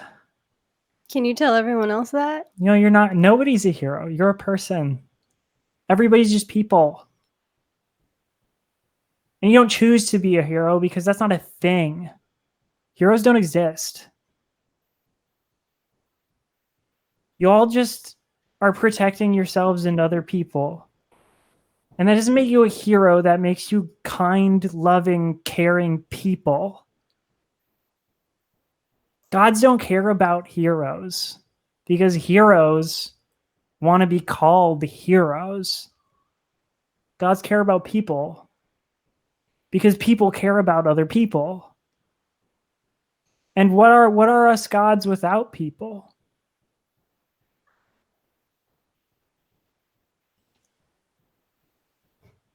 Just friends, I guess. I don't know. Yeah, well, I wish I was friends with more gods. They don't seem to want to have me around all that much. You know, they're lost. Well, yeah, they're lost. You're some of the best company I've ever had. Well, yeah, thank you. You're like some of the. Oh, all right, I was about to say something. You're also some of the best company I've ever had, and I do want you to know that I mean this really sincerely. You're also some of the only company, like the only company I ever had. But this is the best. Like, oh, Ipsy. It's not in like a bad way, you know. So like, I think it's good that I think it's incredible that they only let me have one like domain over one person, and I got so lucky that it was you. Like it could have been Danail. I don't think that would have been such a handful. I'm sure, but oh my gosh, he would keep you on your toes. I don't want to be on my toes. I'm not some sort of ballerina. I like my feet planted. Thank you very much. So, Fin, huh? That's right. It's this is my dad. This is Dad. Come here and meet Din Din. Isn't this amazing? It's Din Din and Din Din. And Din Din comes out. Oh my gosh! Would you look at that? It's Din Din. My name's Din Din. Nice to meet you. I can't shake my hand. Lost it to frostbite when I was 6 years old. Oh. Well. Hello. It's good to crazy weather we're having on. No, pretty much the same. Doesn't really change. Hands coming out of the sky. Crazy weather. I mean, the weird thing is the dragon, I suppose. Mm-hmm. So, do you have do you got one of them forgeries, or I need to use it? You need some documents to like taken care of. No, why doesn't anybody? It's the with the hammer and the. Never mind. Oh, forge. Yeah, my son Fin does that. Yep. Yeah, I do that. That's me. Thank you. I didn't. I'd offer you some bread, but I don't have any more. Okay. I'd offer you some bread, but I don't have it. Okay. Do you want some of our bread? Is it? Sure. Yes, I would love some bread. This is just a backdoor way of getting bread. This isn't bread bearing bread. What is this nonsense? You call it bread? I don't know if people are still here. I do want to say hi to the Hunters Entertainment Hunters crew. Yeah, sorry. Hello. Thank you for the skull-shaped dice. Yeah, skull-shaped dice? Or skull dice with skulls on them. They have to be skull-shaped dice, right? Probably somewhere. Anyway. Yeah, so I'm gonna, take your sword. I'm gonna, take yours. No, I mean, like, you can, if you could just show me the ropes. It's You're been not a gonna do it while. yourself. I'm not gonna do it myself. No. Oh, okay. Well, What would I do? Supervision. I don't know. It's been a while, but it's mine. Oh, yeah, I understand that. Of course. So, what does the forge look like? Yeah, so you go in. You're with them. You were inside of their main, like, their home, which is one of these, like, larger huts. It houses like 4 families. And then there's a section off to one side that is a smaller hut with an open roof, so that the fire and everything for foraging doesn't, the smoke can, like, billow out and everything, and it doesn't get too messy. But there are walls up on every side blocking the wind, so it's like it's a little bit less cold, but it's still cold over there. But the fire, as it starts heating up, Fin starts shoveling some coal in and is really getting a fire going. It's getting super hot. Yeah, so I mean, if you just want to do it yourself, I could. Yeah. If you could get everything started, it just, it's a very personal process, as you understand. Oh, absolutely. I completely understand. I'm just gonna leave you to it, I guess. Do I still can you pay me for, like, the use of the facility? Or I hand him 12 coins. Oh, come on. 12 gold is quite a bit. Oh my, okay, all right, yeah. All right, hey, Dad, get that bread. Right behind this bread. Woo! And close the door behind you, please. And Din like pokes his head outside just as you say that, and he just says, "In my own home, you're gonna tell me what to do?" Please. I give him dad eye. From father to father, you understand. Din returns dad eye. From father to father. I will shut this door. Boom. The door closes. The door opens back up. And bread gets thrown at you. The door closes again. Is it good bread? No, it's not. Thank you. I just put it away, I guess. I kind of like get settled, and I take out the sheath that has the kitchen knife in it. And when I take it out, I don't think I've quite described the kitchen knife that much, but it looks really compact. It looks really dark metal with like a leather bound handle that's been rewound again and again and again and again. You know what a Damascus steel looks like? I guess I'll look it up after this stream. I don't know what it looks like. It's really dark. It kind of has a sort of like almost rainbow hue to it. Yeah. It also looks like an oil slick, kind of. Yeah. Yeah. Okay. Yes, that's what I was thinking of. But it's a very like dulled color. And then Din kind of takes to like a grinding. God, I wish I knew more about blacksmithing and forgery, but he goes over a process to kind of like give it its shine back. Yeah. And then as it's getting its shine back, like a low hum starts to kind of like appear from the kitchen knife. And then as he's sharpening it, or like, shining it more and more, the low like hum starts to become clearer and clearer, and the note becomes a word, and it's saying hungry over and over and over again. And the Dindin puts the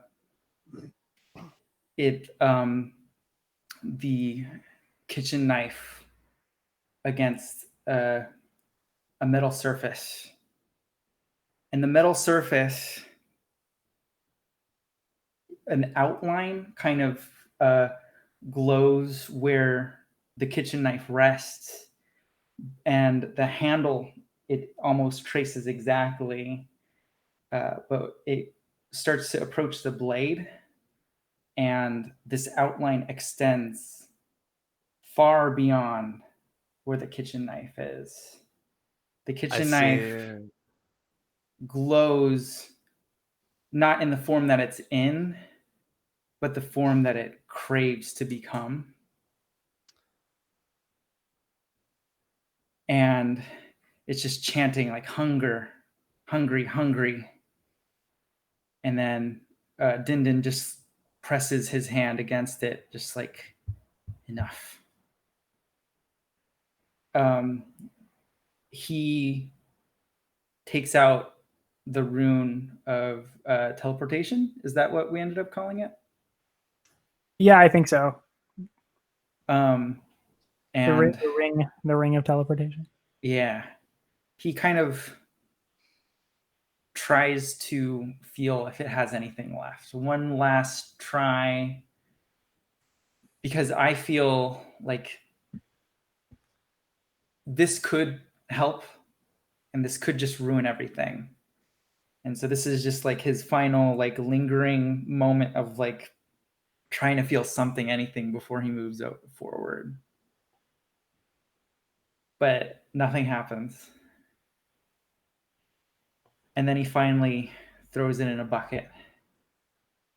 And then he throws, a bunch of melted metal. And forgive me, my blacksmithing friends. I'm just going to trudge all over how it goes. But he melts down this ring into the surrounding metal. And then he lines the kitchen knife against the blade, or the shape. He lines it up, and he starts pouring the metal down onto this bare anvil. And without even a mold, the metal starts occupying the space where the glow is. And given time, it cools down and becomes something else entirely. And this voice that was just chanting, hungry, hungry, is quelled, and it quiets.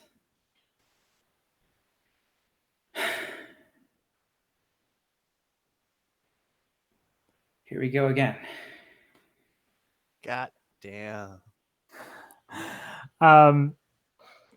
Back at the tower, Ladislas and Danail, you are there with Zeal. It's tense. Doesn't seem like things have come down at all. Okay, so you open the portal in Sindral. We're working on a limited time frame here. So I can get you. I should make as straight a line there as I can. But how? Srogi and the Eagle Lord can probably carry me there as the crow flies. We can go over the mountains. Okay. Hold on. How long have you been prepping to say Strogi and the Eagle Lord? And how did quite a long time. It felt great. How do you say it without a big smile? Next time on Killer Set, Strogi and the Eagle. Lord, we go through a lot of wild shit, and we end up just like not talking about some of it. Yeah, like when a demon came out of Brenner's back. We were like, "Hey, well, that's a Tuesday for us. Hang on. Let's hash this out. All right. So Zeal? You split off. How long does it take, as the crow flies, to get back to Central? Well, I mean, baby, if you've got the Eagle Lord and Strogi on your side, well, I mean, actually looking at Strogi, it doesn't seem like Strogi could actually fly right now. We have plenty of reinforcements. Okay, well, if you take the Eagle Lord and you head straight for Central, I mean, you could probably fly there in a day and a half. I'll bet we can make it there in a day. But on foot for everybody else, people from Way, people in, I don't know how many people are actually in the south. Soar, yeah. I don't know how many people are in Soar, and then I mean, for people to traverse the sea between Evram and Sindral, I mean, some of that could take up to 8 or 9 or 10 days. I mean, depending on how harsh the weather is. What if we had help?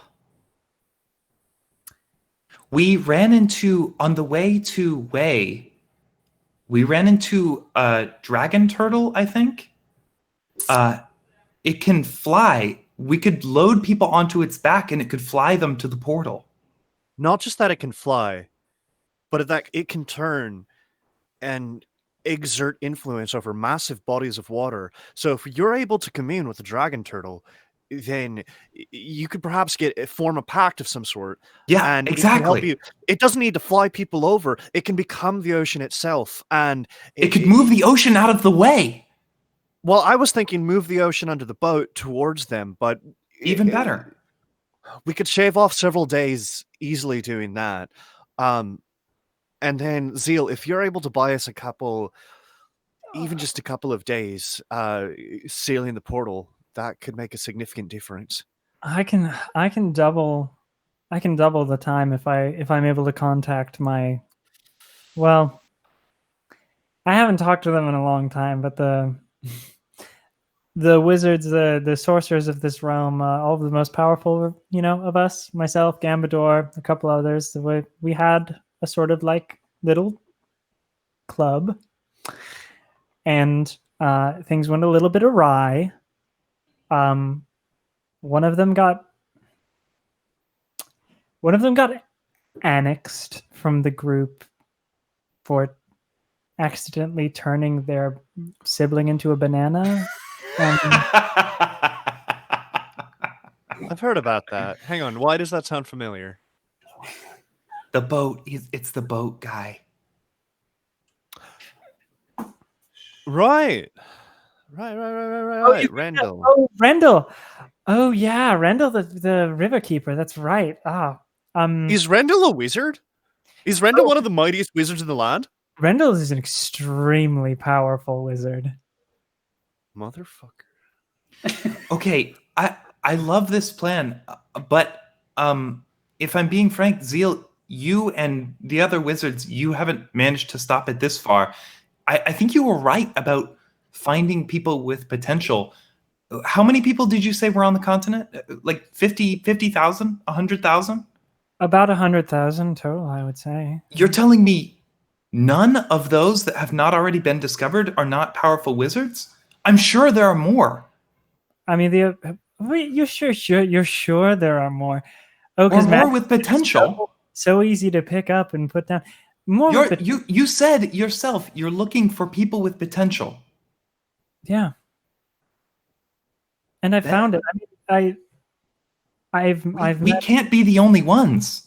I don't know. I've never met anybody else who is growing as fast as all of you are. Rendell, Rindle's like 5,000 years old. They are very old, and they got as strong as they are over time. And I haven't seen them improve in a long time myself. I've been around for about 600, 700 years. I'm not getting much better. I mean, what have I done in 700 years that all of you haven't done in the past 2 weeks? Turned a person into a chimera.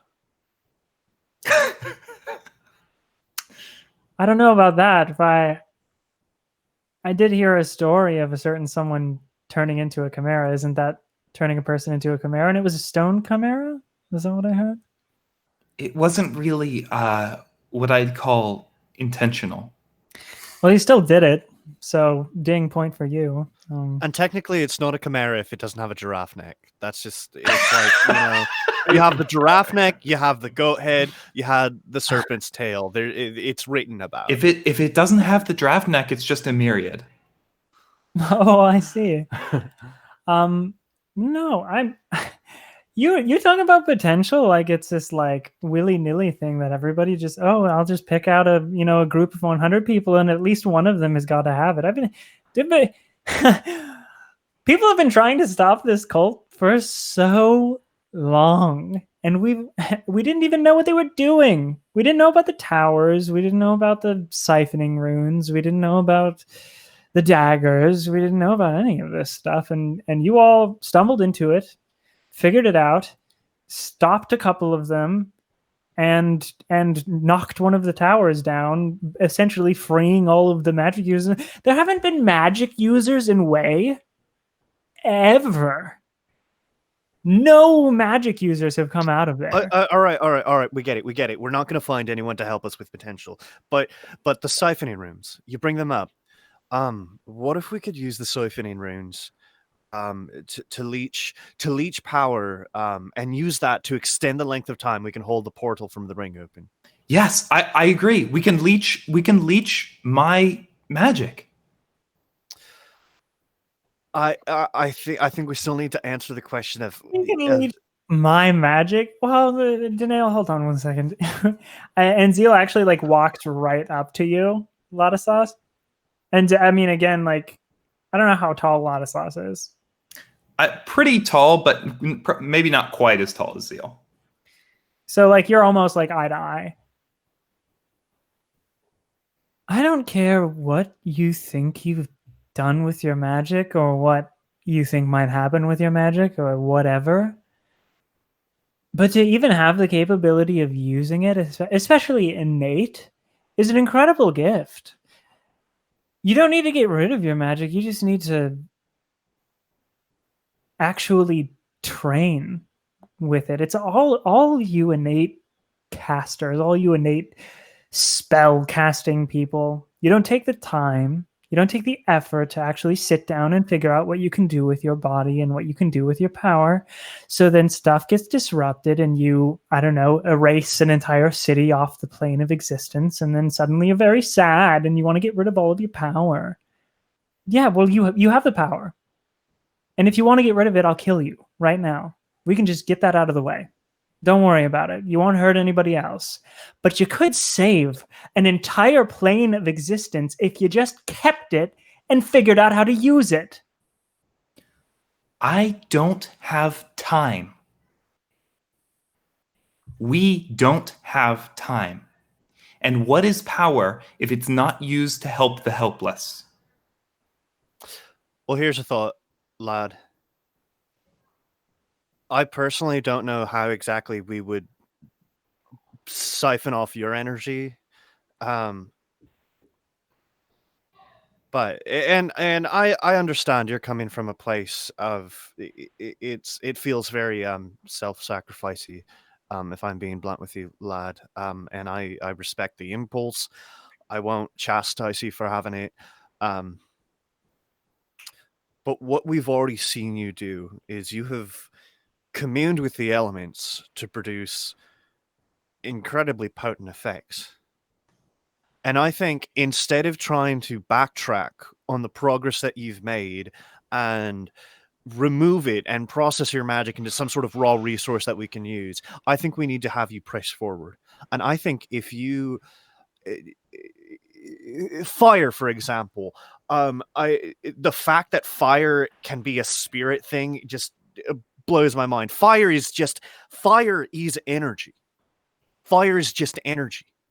And if you can somehow commune with fire, and if you can find fire following your will, there is a massive amount of energy that has to be in that I think you're closer to using that, and that could be another potential source of power for holding open the ring. And I think this is just a case of we have to press forward. Drawing on the plane's magic is different than drawing on mine, Danail. I don't know what happens to the plane. When I draw on my magic, it can exhaust me. It can cause me to sleep for 15 hours, 24 hours, 48 hours in a row. It can lay me low for days. I can be trapped in forms. I can affect myself and cause myself harm. What happens when I start doing that to the plane of existence that we live on?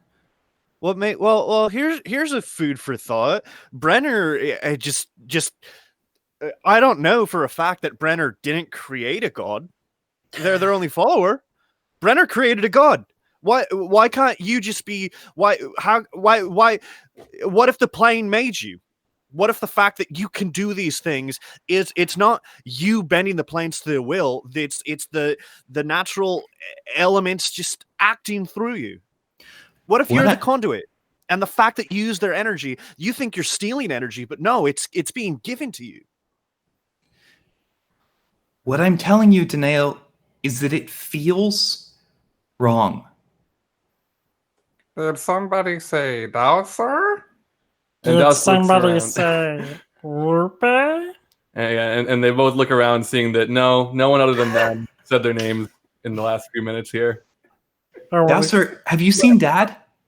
No. We need to talk to him. We need to talk to him about the ring. Oh, I did see that. He was right here. Brenner was too. Where did they go? Do you know where he went? Dad? Yeah. Probably to the forgery. Where's the forgery? Does he need to get some documents taken care I of? don't know. I don't know what he wants. He just Yeah, it wants to seems like a strange time to forge some documents. And why couldn't Danail just have done that? So no one knows where Brenner is. They're just gone? Who was watching them? I was caught up in my argument with Danail. And he was caught up in his argument with you, yes? It's not an argument. Why do we have to put a negative spin on it? We are hatching out plans. Brenner! They'll come back. We still need to talk about this. Dowser, Lupe. So here's what we're talking about. Dowser! Sorry. Can you just give me your eyes for a second, Yes. Dowser? Yes.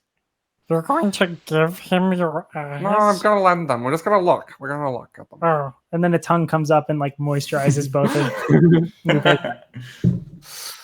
Lad, tell them your plan so far. I relay the plan. No. A check? No. Yes. No. No. Yes. It doesn't seem right. We save the world. And what happens if we don't? Everyone dies. Not gonna happen. Well, we still save the world, but maybe the more room if everybody's off it while we save it, right? We put them all somewhere else, and then we save the world and they come back. I know you haven't known them for long, but Ladislas is very smart. Maybe the smartest of all of us. Best planner, tracker. Think about the collateral damage. Oh, he seems like a pretty good freak, too. You should see them with the big weapon called that's got like the pointy end and also kind of like a bow and arrow? Like a crossbow. No. A crossbow. What's it called? A rapier. No, bigger. A spear. It's like a spear, but it has like an axe head on it. An axe? Halberd. It's a halberd. You should see them with a halberd. I'm sorry, I got derailed by the whole lad is the best planner scenario. But off of that, I would just like to take a moment to say, lad, I'm very proud of you demonstrating some cunning by establishing a plan B. And that's Dowser, what I think this will mean is it means we'll have to split the party. A plan B means that you can fail the plan A. And what I think plan A would be is we don't know if this will be work, but what we've been doing is we've been putting the sacrifices that had their souls extricated into the daggers by reverting them. I don't know if this is how the ritual works, so I don't know if this will work for certain. But if the souls that have been trapped within a dagger, what if they're like anchors? That they're like tethers. And as long as they remain tethered, that is what's supporting and keeping the portal open in the sky. So if we can maybe get 10 days with Zeal and other wizards pulling open and just keeping it sealed for now. So we have 10 days to find the last 2 daggers and reverse them. And maybe that'll undo this. But if it doesn't, we can also spend that time. And this is where at least Ladislas may have to depart. But Ladislas can start ensuring that there is a place. And what if you need Ladislas and he is not there? And that is why you fail. I'm a little more concerned with what if Ladislas needs us and we're not there. But the fact of the matter is, no, I don't know how to make a better use of our time. No, she's right. Lupe is right. Dowser made it here because of you, Daniel, and you, Brenner, and Dan, and you, Ladislas, and Lupe, you.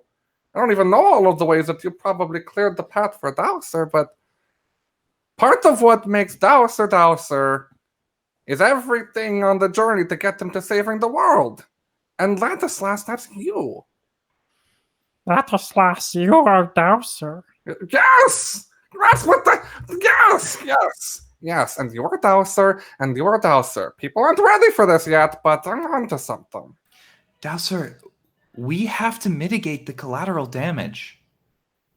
I don't know what half those words mean. Yeah, that was a lot of... I don't know. Does he do that? I'm starting to sound like Danail. We need to make sure that if something happens to you, to us, to Plan A, that everyone's still going to be okay. We need to give them time. And 10 days is not enough. We can give them more time than that. But I can't stay with the rest of you. Why can't you stay? Because you're needed elsewhere.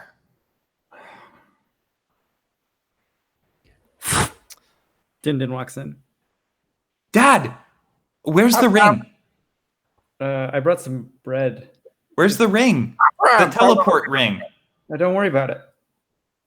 No, we need it. Why do you need it? Lad's going to open a portal back in Sindral. We're going to try and stall the portal from fully unfurling. We're going to try and stall it, and we're going to try and evacuate everyone we can. We tried that before, and I hate to tell you this, but it didn't work. But we're talking on an unprecedented scale. We're talking if we can find a battery source to extend the ring's power and hold open the portal, we're talking an exodus of thousands of people. And if we can't find a battery, then I'll do it. The ring doesn't work, you two.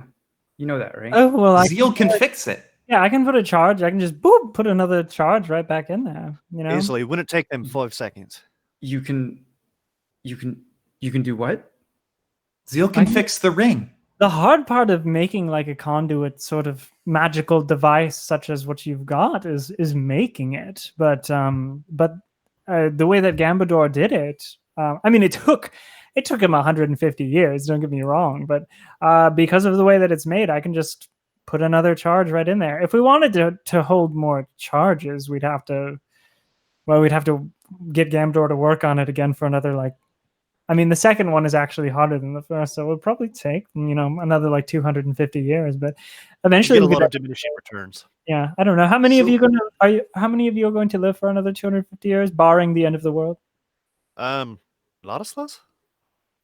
Probably not. Oh, I mean, I might 150. Oh, huh. well, okay, but luckily we only need the one charge for Ladislaus's plan, and honestly, I don't think it's a terrible plan. I mean, So, Dad, where's the ring? Can we see it? I don't have it. What do you mean? Oh, Where is it? Is it in the cave? Did you drop it? No, Who'd you sell it to? it's not. Your timing is very interesting. I mean, you 150 clearly years. pawned it off for a new sword. oh yeah, do you have a sword right now? It is a giant Buster sword, kind of wrapped in leather cloth, basically. Did you sell the ring? Dad, this is the answer to saving thousands of people's lives. Look, I didn't know that it could just be recharged as. Where is it? You can't buy it back. I'm sure we could come up with the money, or Zeal can loan us money. Listen, we don't need. Hey, we don't need money to get it back. Just let me know who has it, and I'll figure it out. Well, I have it, but I don't have it. Hold on, somebody. Hey, the ring. somebody get the candle from him, please. No, I will get out and light the candle with my tongue. I melted the ring into my sword. I fed the ring to my sword. You fed the ring to your sword? All right, back to plan D. Save the world and cut down anything in our way. Clap. Could you just recharge the sword? Oh, well, hello. Brenner has been there for, I guess not too long since someone. In the shadows. Well, you could be sitting up on the stairs, like right above where this room. Sure. Yeah. What do you mean you smelted it into your sword? Well, it sounds like he smelted it into his sword, kid. Pretty straightforward and sharp. If I can also hold it. Oh, Chris, you were gone. You phased out for a moment. Don't touch it. Don't touch it. Fine. That's a pretty big Buster sword, Buster. And Zeal winks at you. Okay. Dad, we need the ring. You have to undo it. Well, no. Once it eats a rune, kids. Is the candle still? Yeah, the candle's still there. Once it eats a rune, it doesn't give up its properties until it's used up. It's. Wait. Well, I mean, this is why it takes 150 years to make a ring like that, because the spell that enchants a magic item like that it's not the ring itself. It's the fusion of the magic, so it could still be intact, honestly. So that's what I was hoping for. Oh, so the ring's in the sword? The ring's in the sword. Oh, baby, yeah, I give that a shot. Okay. If I may help, Mr. Zeal. That also says. Zeal looks at you. He's like, Ms. Zeal. Miss Zeal. So sorry. All right. Miss Zeal. Dowser just had a moment of confusion. I just decided for some reason. Okay. To be clear. Dowser's actually a pretty good forgeryer himself with my warm hands if you want some help. Not that you're not in control. Oh yeah, I'm not gonna do anything with like the metal. I'm just gonna really, but that could be so floppy. No, I'm just gonna locate the the metal of the ring inside of whatever. Here, okay. I'm gonna cast Detect Magic. I unwrap my sword. So your detect magic. Can you read that exactly for me? One of your senses is briefly attuned to magic. The GM will tell you what here is magical. Which sense? Can you roll for that? Yeah, I got a 6. Drink every time one of us fails a roll. So I feel like I'm almost imagining like because like I imagine whenever Daniel uses detect magic, it's kind of like a third eye sort of thing, and it's like a little glowing sigil. And I figure as he tries to peer into the sword itself, it like just catches the light, and it's like a flare in his eyes. He's like, oh, I can't see. Hang on, give me a second. Ooh. Hang on. Oof. Yeah. And Zeal like puts a hand on your shoulder, Danielle. How about you leave the magic stuff to me for just a little while? You can I just wanted to look cool in front of you. I'm sorry. Oh, what a backfire. What a backfire. And Zeal goes over to the sword and like puts her hand over it. And like it glides from like the hilt all the way up to the point. Zeal, can I add some flavor text? Yeah. Zeal could probably hear the sword say, "Stay away, it's mine." Okay. Well, your sword yelled at me, so it's in there. I can try to I don't mind. It's don't listen to it. It's okay. Well, it sounds pretty ferocious. It's fine. It's a stupid. It doesn't. Just do what you have to do. It's fine. Did you know that sword talked? I don't know that sword talked. It's kind of cool, Dad. I didn't know you had a talking sword. It's a whole thing, and I didn't want to. It's from before you guys. You don't. Wait, is this the kitchen knife? Yeah, we can't use it for cooking much anymore. Oh my god, I used that to cut carrots. By the way, there is nothing before thou, sir, but Zeal goes back to like put her hand down on the blade and like glides back up and down. And she starts like an incantation that like starts in her throat, like without her even, she just opens her mouth and like words have already started like to be said. And the room starts shifting like wind, like pressure. You can feel your ears like popping in and out just a little bit. And the fire starts to erupt a little in the center of the room. And then you all hear a sound from outside. It's like an alarm. And Zeal stops and the room like quiets back down. And she looks startled. You have to finish. And she immediately like exits the room, pushing the door open and like come back. And Lupe does the exact same thing. I think Dowser follows right on Lupe's tail. Yeah, Lad is also there. Hey, can somebody give me a hand? It's still coming back to me. Strogi starts following like right behind you, by the way, Ladislas. And he's like, and Strogi's not flying. Strogi's like, yeah, kind of waddling along. Bird stepping. Brenner, what are you doing? I'm so sorry. I've kind of like forgotten the last 20 seconds because I was what's going on? No, that's okay. There's like an alarm outside and Zeal and like the rest of the party is going towards it. Danail did say, can someone help me? Like the sight like isn't coming back. So you would intuitively reach for Brenner.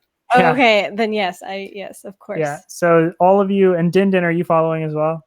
Yep. So all of you are rushing out, and Zeal is like not letting up, and Zeal is just like as soon as she gets outside, like lifts off the ground and like just is like gliding, like buzzing towards the edge, off to like where that like dragon attack was initially, like towards the living cave, is headed in that direction. The orb dome around all of you is like actually like blinking and like pulsing a little bit. And that like sound of like almost like a siren is going off all around you. What's happening? And you get further and further like outside of Novray proper, and you're getting closer and closer, and you start making out a couple figures off towards where the living cave was. And you get closer and closer, and you see that it's one figure holding the other over their shoulder. And you see a giant fucking axe. And you hear Garbanzo say, "I got him!"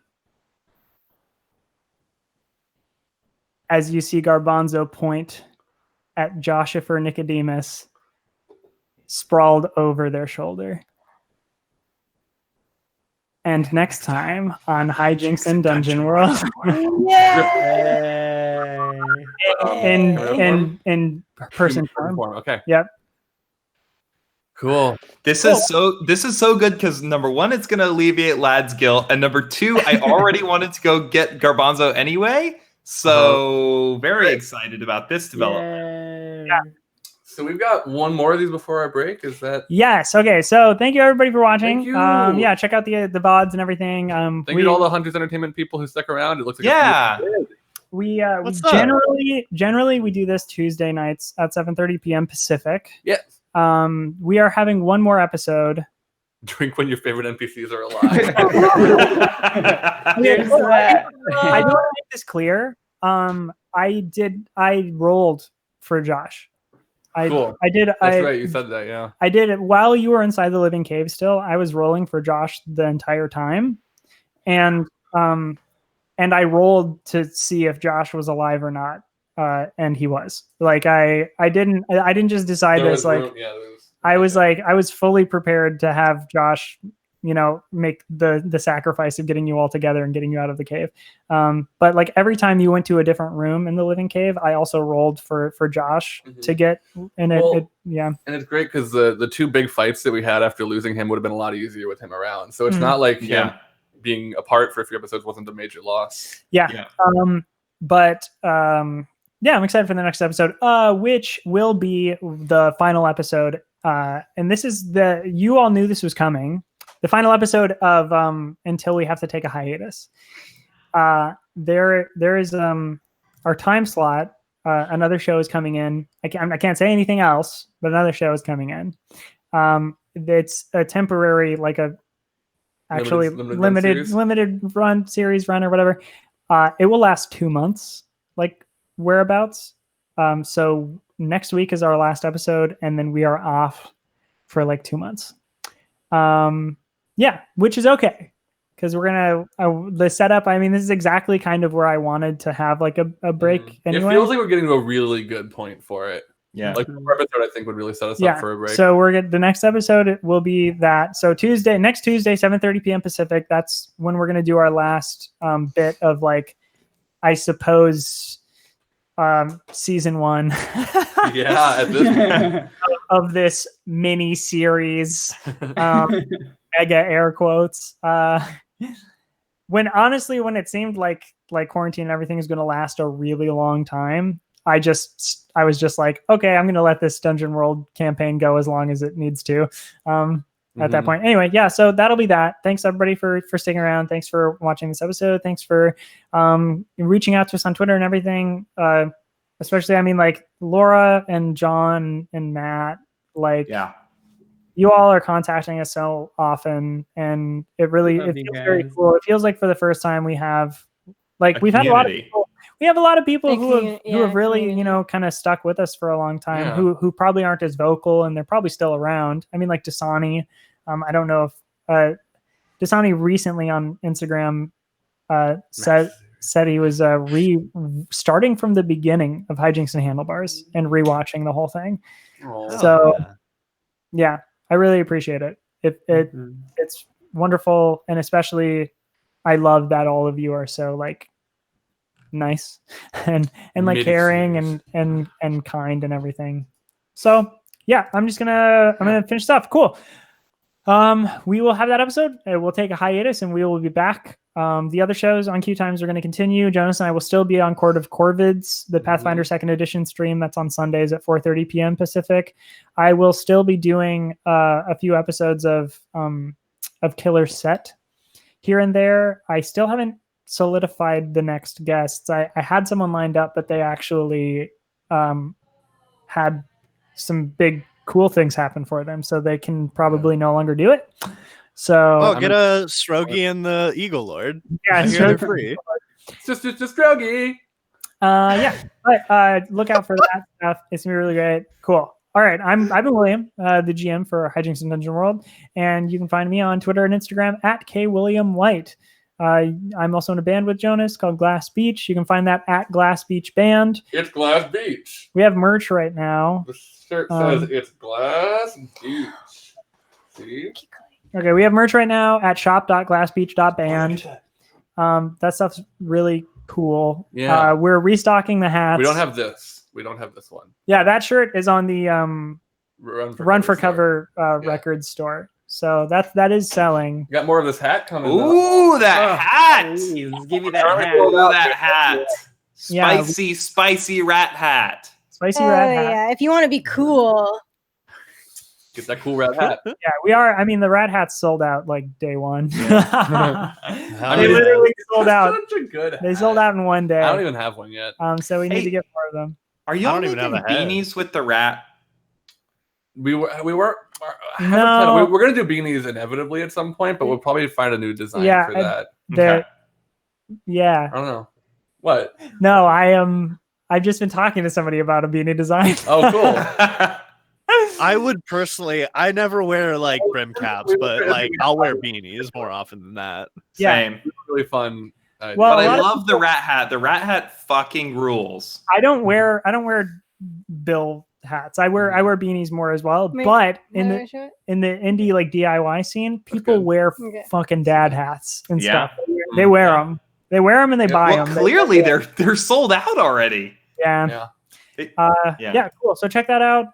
We also just did a music video recently with Tiny Mato here. Yeah, with Chris, it's so good for Calico. For Calico, and it's amazing. And we all worked really hard on it. It would mean a lot to me if you would watch it, and show it to other people. I think you'll love it. Honestly, it's like it rules. A sweet short little song, and it's got a very cute cat in it. Like you're not even ready. Whatever you're anticipating and imagining, it's cuter. Okay, cool. I went back and rewatched. It's genuinely very good. Like William and everyone. Like I went back and rewatched it after the initial excitement of like, hell yeah, it's out. And I'm like, you know what? Like there's a very clear narrative that shines out, and like the whole lighting and aesthetic, everything is just so fun and like playful, and you get just like a tasty little story snack out of it. Yeah. Thank you very much. I'm on Twitter at Jonas Newhouse. I'm also in the band Glass Beach, which is across all social media and platforms as Glass Beach Band. We have a Twitch as well. I do some video game streaming on there a few times a week. I think I'm going to be playing Minecraft with some of the other band members this Friday.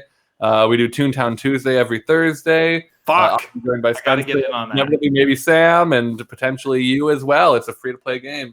But yeah, you can follow us on Twitter and subscribe to us on Twitch or follow on Twitch or whatever to see when we're streaming all of that stuff. That is at Glass Beach Band. Hi, I'm Spencer LaBelle. I picked a bad time to pop in a walnut. You can find me a walnut sounds like a Tony Hawk trick, you know? Yeah, bro, I'm just popping a walnut. Yeah, sick walnut, bro. Yeah, like let's pop some pecans. You can find me on Twitter at Spabelvio. You can find me on Instagram at Splubble. It's like bubble with a splut, SBLUBBLE. Something that I'm probably going to start doing soon is start independently streaming, and something I've been thinking about, and you've probably seen me talk about this in a couple social medias, but I figured I'd like to mention it again here.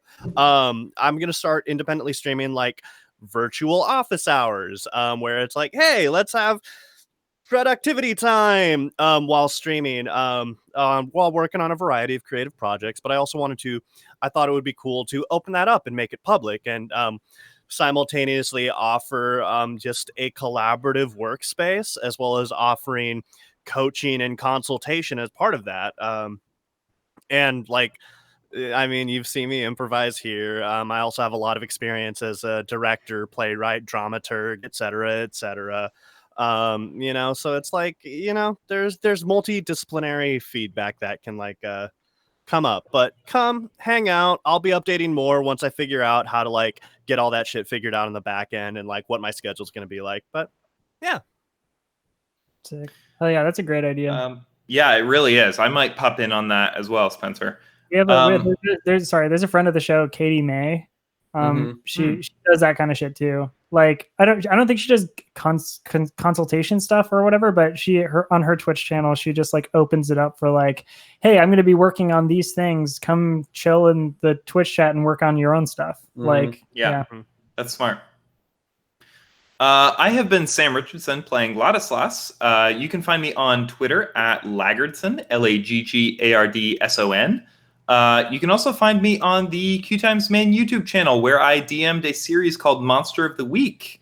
There are 15 episodes of that. They are all in a playlist called Monster of the Week. They also feature Jonas and William and our good friend Sammy Dar, who has started her own dice line. You're going to see them. Huh? I have some coming for this show. Oh, I have been wanting to order some. I think my entire apartment is actually going to order some. I moved apartments also. Anyway. Yeah, you should go follow her at Mystical Pixel on Instagram, I think is her handle. For this store. I think Mystical_Pixel, maybe. Just search Mystical Pixel, it'll come up. Well, I'll find it. Yeah. I'll make sure we get that exactly. Yes, thank you. Mystical_Pixel. Correct. Mystical_Pixel. Check that out on Instagram. She's doing custom dice orders right now. And she's also selling pre-orders for a set of dice based on Critical Role's The Mighty Nine.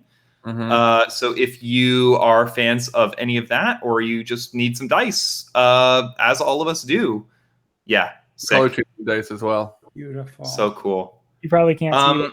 She's amazing, and you should definitely buy some of those dice. They're relatively cheap, and go to making her small business be good, be profitable. Go support her, because she's wonderful and we love her. Monster of the Week stuff. I'm also producing Killer Set with William, and there also might be some Monster of the Week news later that I don't think I can talk about yet. Well, we talked about anyway. I think that there's some stuff coming down the pipeline. So just keep an eye out, and I'm sure I'll see you around. What up? I'm Franny. I've been playing Brenner. And you can find me on Instagram and Twitter at JUST_FRANNIEK. And that's all I got. I just want to say it is shocking how good you look with a turned around hat. Oh yeah. Very you. It works really well. Feels great, I gotta say. And you can find me, Chris. Oh, wait, I didn't hear Spencer. Well, Spencer, you're on mute, Spencer. I'm so sorry. I just said it framed your hair well with the lockdown. I'm sorry, Chris. No worries. I've been Chris playing Din Din. You can find me and all of my animated musical food stuff at YouTube and Twitter. Tanamito. Just look for that name. Cool. All right. Thanks, everybody. Right. Bye. We'll see you next week. The next one. Bye. Bye. Last time on Hijinks and